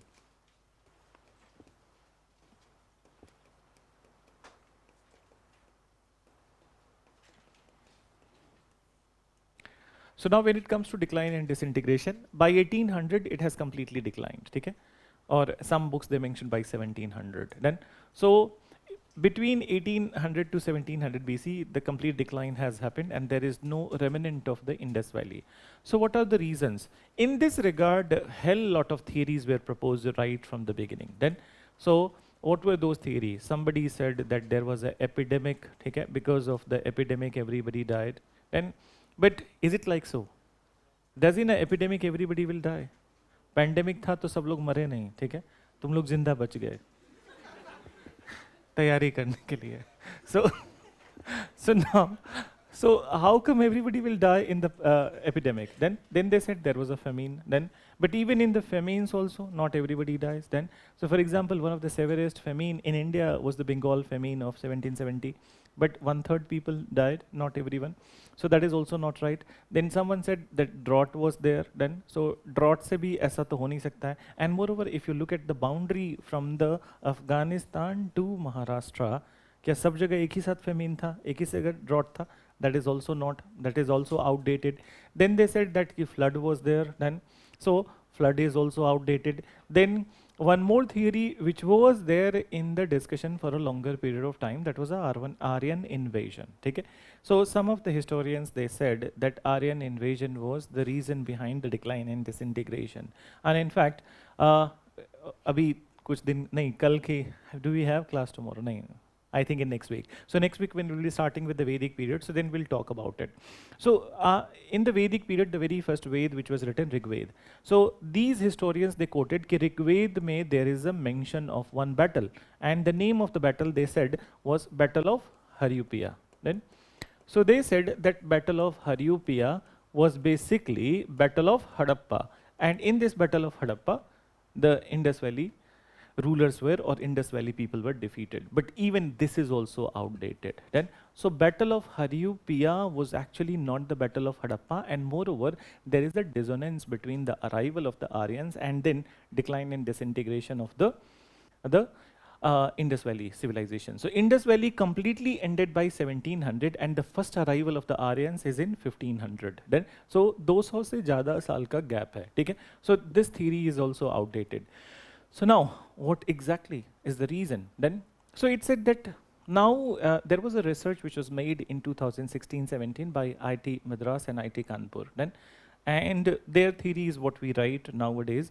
So they maintained that it is not the one phenomenon which has led to the decline and disintegration. There were many phenomena, and the most important was entire climatic change. Then, so climatic change and change in the course of the rivers. Then, so climatic change in the course of rivers, and there was frequent inundation and the flood. Then, because of which people started to migrate from that area to the other areas. Then, and when they are migrating, they are mixing with the other population. So the area was deserted in a long span of time, and that's how it declined completely. Then, so this is what they say. What is inundation? Submerging of the areas. Okay? So It is also said that there were so many tides, and then the ocean water is gushing inside the rivers, and then apart from it, there was a flooding also in majority of the rivers then. So many such phenomenons were responsible for it. Only one phenomenon was not responsible for its decline. ठीक है? So mention, you write. So सारी theories लिखने की जरूरत नहीं है, but we will quote this battle of Hariupia. ठीक है? So लिखो that a good number of theories were proposed. A good number of theories were proposed explaining decline of Indus Valley.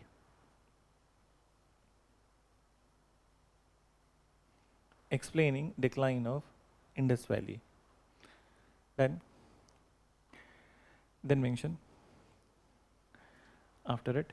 So someone, Sudhanshu has asked, funeral feast were also practiced in IVC. It cannot be confirmed. There must have been a video recording, then only we can confirm. And until and unless we decipher their pictographic script, so then only we can confirm. ठीक है कि funeral feast होता या था या नहीं होता था, but it was not happening. ठीक है? So now mention further. One of the prominent theory was Aryan invasion. One of the prominent theory was Aryan invasion. Then mention, as per this theory,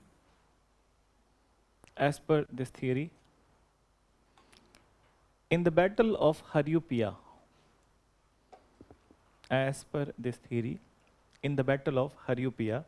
mentioned in Rigved,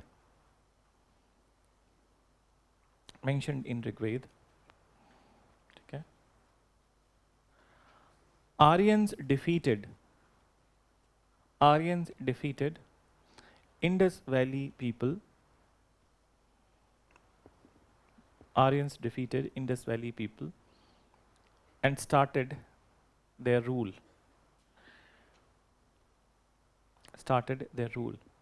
Full stop. But in the light of new evidences,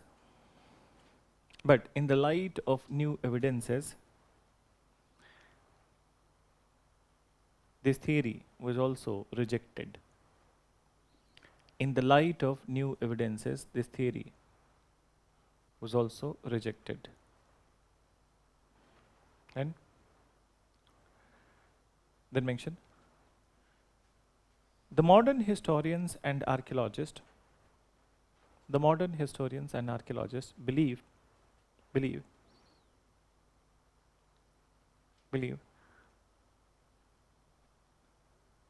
that decline happened in a long phase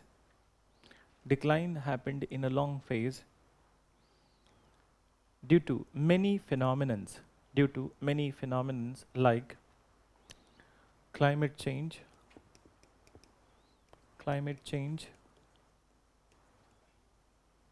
flood, inundation,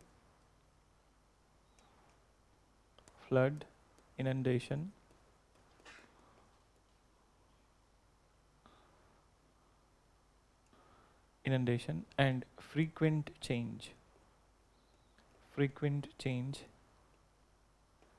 in the course of rivers.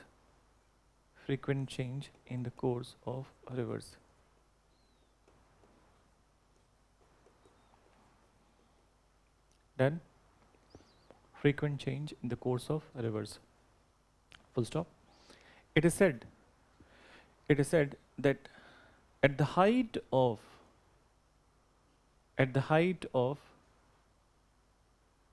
its culture,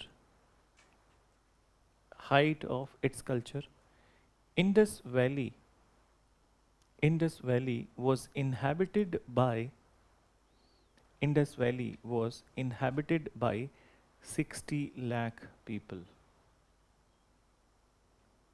Indus Valley was inhabited by 60 lakh people. So this is what is about the Indus Valley civilization. Okay? So Indus Valley civilization. Now there is one part of the discussion of the Indus Valley remains. Where?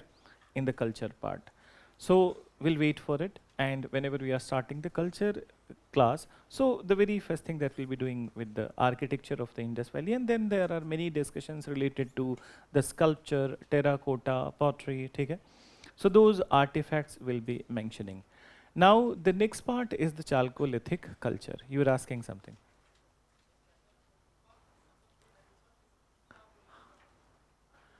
Haryupia, they said that Battle of Hadappa. Haryupia, they are equating with the Battle of Hadappa. Hadappa is the place. अरे यार already reject कर रहे हैं तो पूछ क्यों रहे हो? ठीक है, बात तो यही है ना कि वो जो भी historians mention कर रहे थे, just you understand that whatever historians have said that कि this is the battle, in this battle the people who were ruling the Indus Valley, they were defeated, and then slowly they were slaughtered. Then so slaughtered, and after the slaughtering what has happened, that Aryans are ruling. So this is this theory they have proposed, but इसका कोई evidence नहीं है हमारे पास, except the only mention in the Rigved. Even the Rigved also does not confirms that who were killed in this battle and these all. Okay? So now let's go into the Chalcolithic culture. So एक title लिखो, and this is a small portion. So Chalcolithic culture.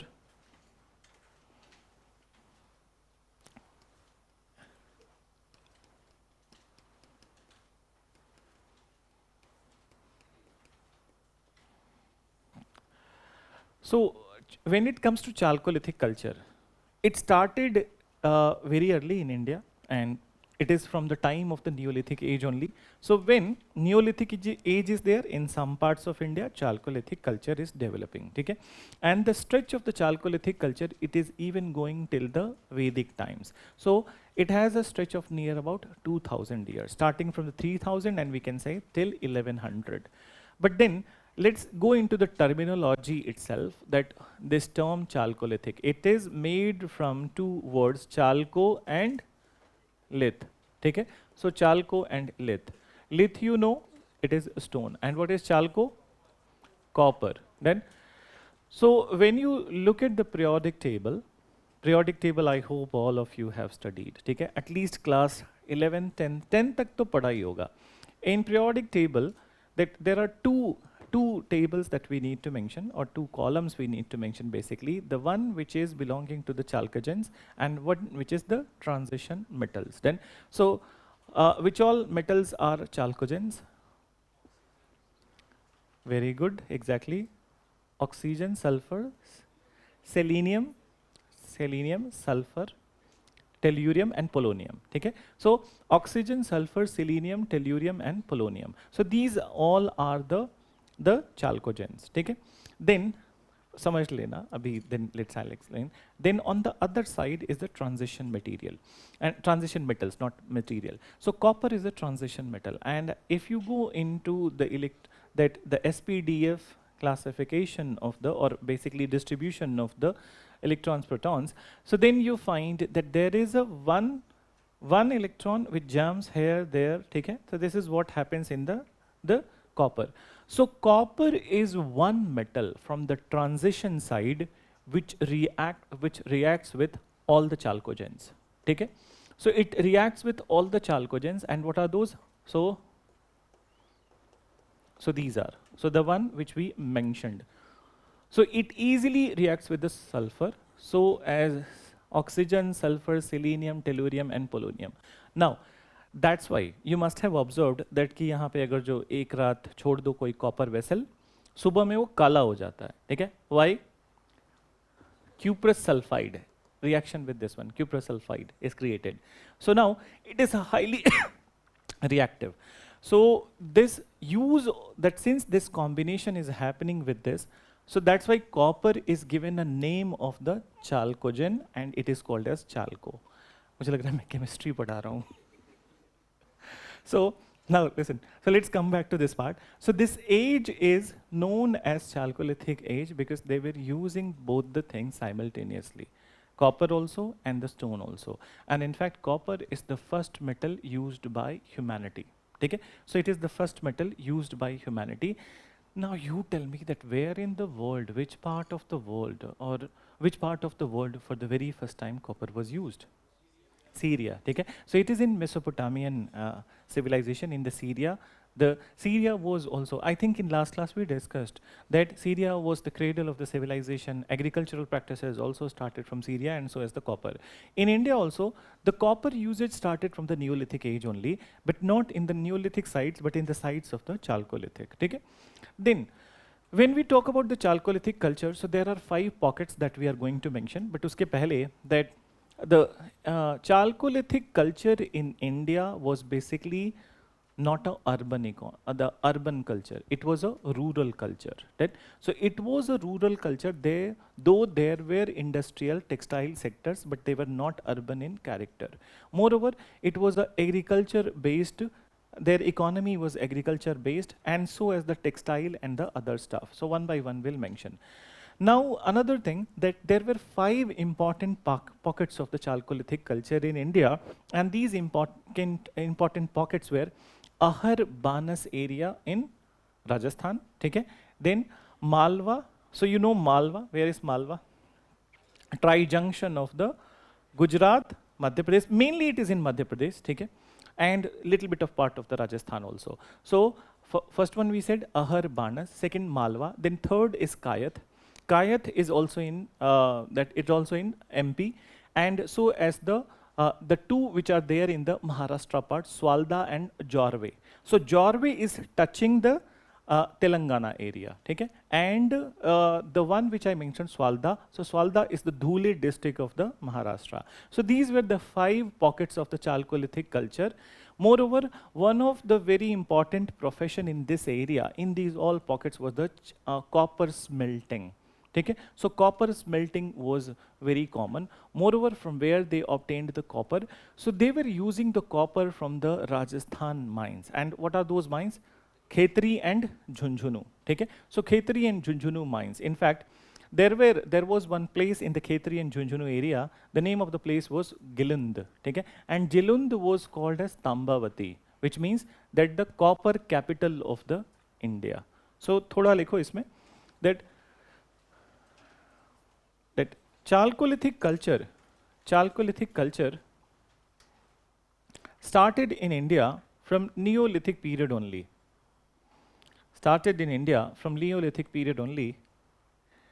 And it existed till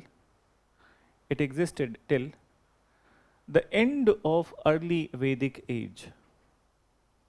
It existed till the end of early Vedic age.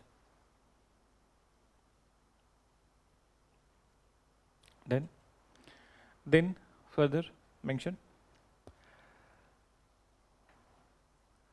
It is noted for simultaneous use of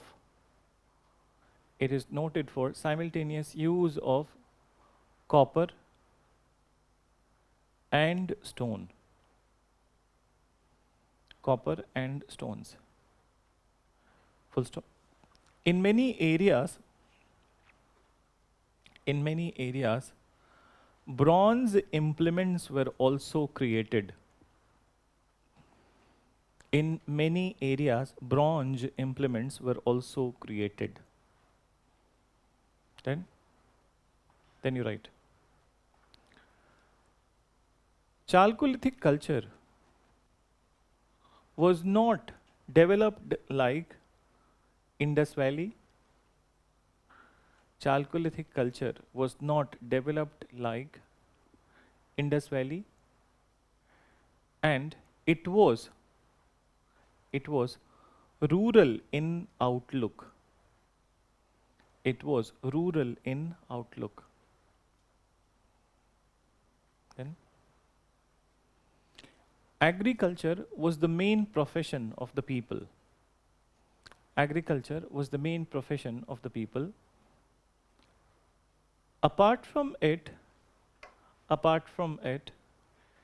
they were also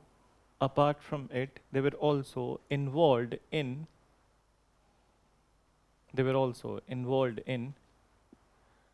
animal husbandry,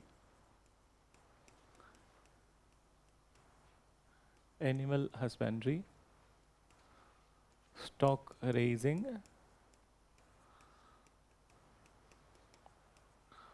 fishing, and textile making and textile making, animal husbandry, stock raising, fishing, and textile making. Then, what is stock raising? हाँ, livestock, ठीक है, हाँ, cattle, ठीक है. So this is one part. Then now just listen. So we'll write about the areas where it was practiced, but uske pehle, one of the interesting aspect of this particular part of the history is usage of two types of pottery. The most popular was ochre colored pottery, OCP. ठीक है? So generally we refer to the pottery in art and culture, but इस period में चूंकि कोई भी architectural marvel नहीं है, so generally pottery of this area is missed. So we are considering it over here. So ochre colored pottery. What is ochre? OCHRE? Gerua. ठीक है? Have you seen the brick color, original brick color, which is baked in the kilns? Then, so that is the Gerua color. So ochre colored pottery was one such example. But then red on black. ठीक है? Redware pottery and red on black pottery was also created. Okay. So black, red on black. So the OCP, redware pottery and red on black. So what is red on black? That basically red color pottery, black color pottery, and on the black color pottery, the red color designs will be created. Okay. So these type of the potteries were created, and these potteries were exactly that as far as the level of the finance is considered, so it is exactly similar to the Indus Valley civilization. So at least that their potteries were not in lesser quality than the Indus Valley civilization. Then moreover, the other thing that we need to discuss in the Chalcolithic culture is one change from the Indus Valley, and the change is basically the development of the direction sense in the burial practices. Okay? So development of the direction sense. So now when they are burying their dead, so in a one particular area, all the dead people were buried in a particular direction. So they followed two directions. Okay? So that direction was particularly in the northern sides. So north-south was followed. Then, so north-south direction was followed, and in the southern side, so it is the east and west direction was followed. Then, so direction sense is developing, and it is said that it is the Chalcolithic culture which has further paved the way for the rise of the common direction sense all over India, that is north-south in the later times. Now, another aspect of this particular civilization, not civilization, culture, that they were also burying the dead, but then, you know, what they were doing. In majority of the sites, when the dead bodies were found, then buried bodies, so their legs were chopped off. Okay? So particularly the feet, not legs, feet were chopped off. Then almost in more than 70% of the skeletons. Then why? So historians say that maybe they believed that after the death that these dead people come back in the spirit form. So if their feet would be chopped off, so their spirits in the ghost form will not come to the planet Earth. So mention, right? What you have written? Last बताओ. Textile लिखा है ना? तो एक बार और लिखो. That copper smelting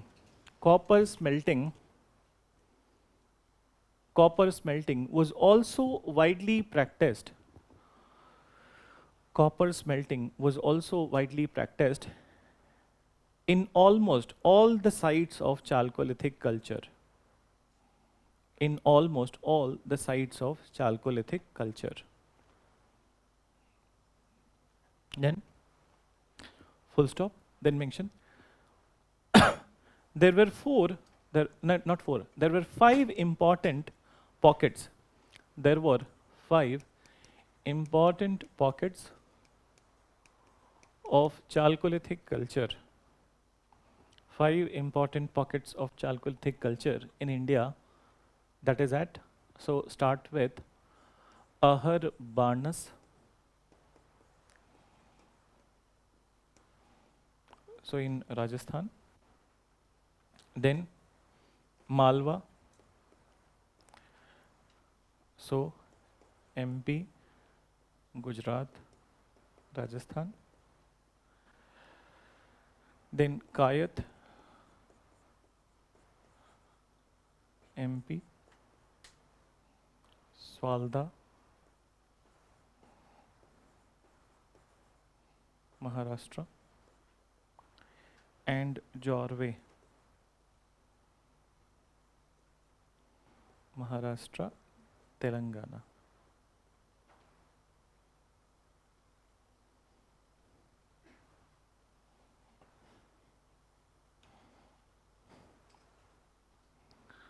So these were 5 important pockets of the Chalcolithic culture. Then mention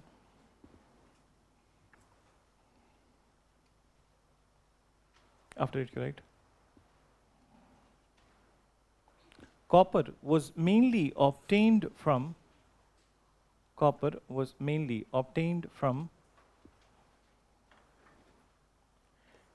Khetri mines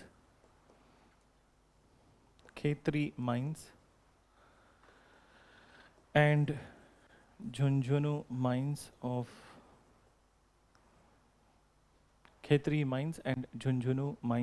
Rajasthan. Then you write a place named Jilund.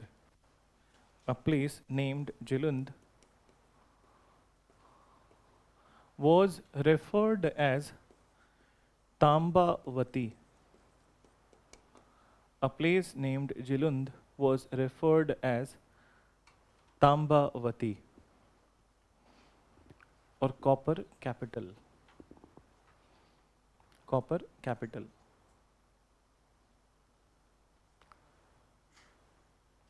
Done? Then paragraph change karo. Chalcolithic people used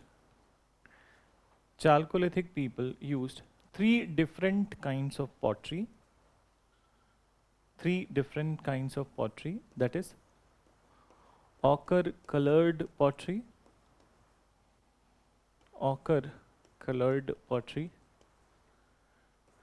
redware pottery,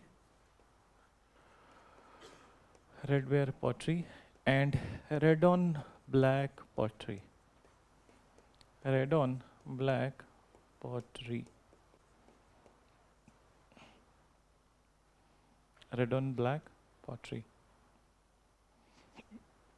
Done?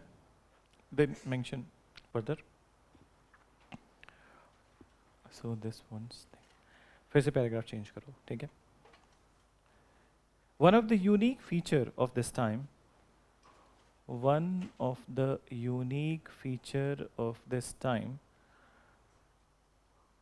was development of direction sense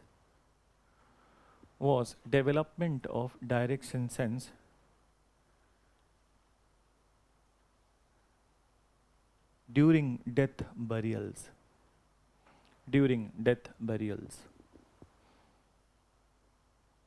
Full stop. In the northern sites of Chalcolithic culture,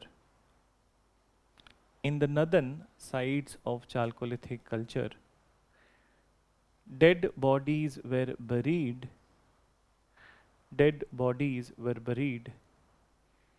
in north-south direction.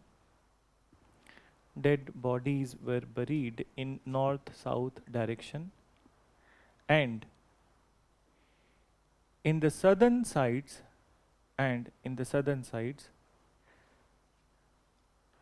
dead bodies were buried in east-west direction.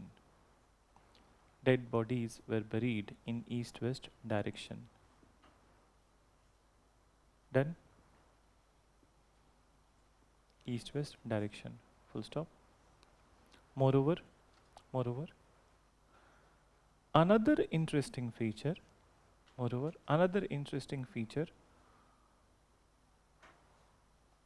was chopping off the feet of dead person. chopping off the feet of dead person before burial. Before burial. Full stop. It is indicative of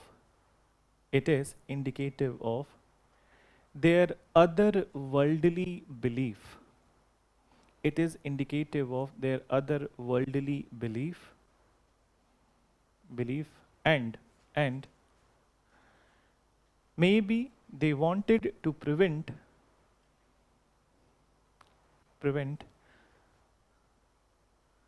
maybe they wanted to prevent the re-arrival. Maybe they wanted to prevent the re-arrival of dead spirit in their world. So this is what is that about the Chalcolithic culture, and which was in a big span, but in a scattered different parts of the India. Then, so now, once you have looked at that where Indus Valley civilization existed, and these areas are different from the Indus Valley, where the Indus Valley remnants are not there. So side by side, both are happening. In the northwestern part, Indus Valley, and in rest of the part, Chalcolithic culture. So after it, just listen a little bit. So after it, what has happened? What is the next big development in India? The next big development is the 1500 BCE, okay? And this is the advent of the Europeans, not Europeans, Aryans in India. So advent of Aryans. Aryans were a nomadic community from the Central Asia. And just understand, we will write these all stuff later on, but just listen. Aryan is not that indicative of one tribe, okay? First of all. Aryans were many different tribes of the Central Asia. So they are not belonging to the one tribe. And when their advent is happening in India or Indian subcontinent, so it is happening in the many batches. Okay? एक ही साथ सब लोग उठ के नहीं चले आए. Right? So it is happening in the many batches. Then so RB5, RB7, 10. Okay? So धीरे धीरे करके आए. And then when we are, so why we use the term Aryan for them? What it is indicative? What is the term Aryan means? Generally, जहाँ पे books में जो referred है, that normal way, in a generic way, they call it a superior race. ठीक है? So this basically superior connotation is not the ancient one. It comes from the time of the Hitler. Then it is Hitler who started to popularize this stuff, that Aryan is a superior race. But originally, Aryan is not indicative of superior race. Aryan was indicative of the linguistic community. So the term Aryan in the ancient history was the linguistic community. Then, and let's understand. So what is this linguistic community? So meaning that these different tribes of the Central Asia who have arrived in India, they were speaking the languages, and all of the languages were having some sort of phonemic similarity. What is phonemic? Sound similarity. Okay? So they had sound similarity. Once again, what we are saying? कि सब एक language नहीं बोल रहे थे. All of them were not speaking in one language, but they were speaking in different languages. Then, but all of them have some conformity, or basically one connecting link. And what is the connecting link? The sound similarity. Okay? So on the basis of the sound similarity, they all were called as Aryans. And when they have arrived in India, so they have chosen one language, then, and which they consolidated in India, and that language was the Sanskrit. Okay? So Sanskrit, and the very first work of the Aryans in India was the compilation of the, or composition of the Ved. Then, so Rig Ved was the first Ved which was composed. So there is more to this story, and Vedic part is in, not only it is very interesting, but you also get to know about many of the practices in the society. Okay? So next week we'll start with the advent of Aryans and the Vedic age. Okay? Chalo, so I think you have a test tomorrow. All the best.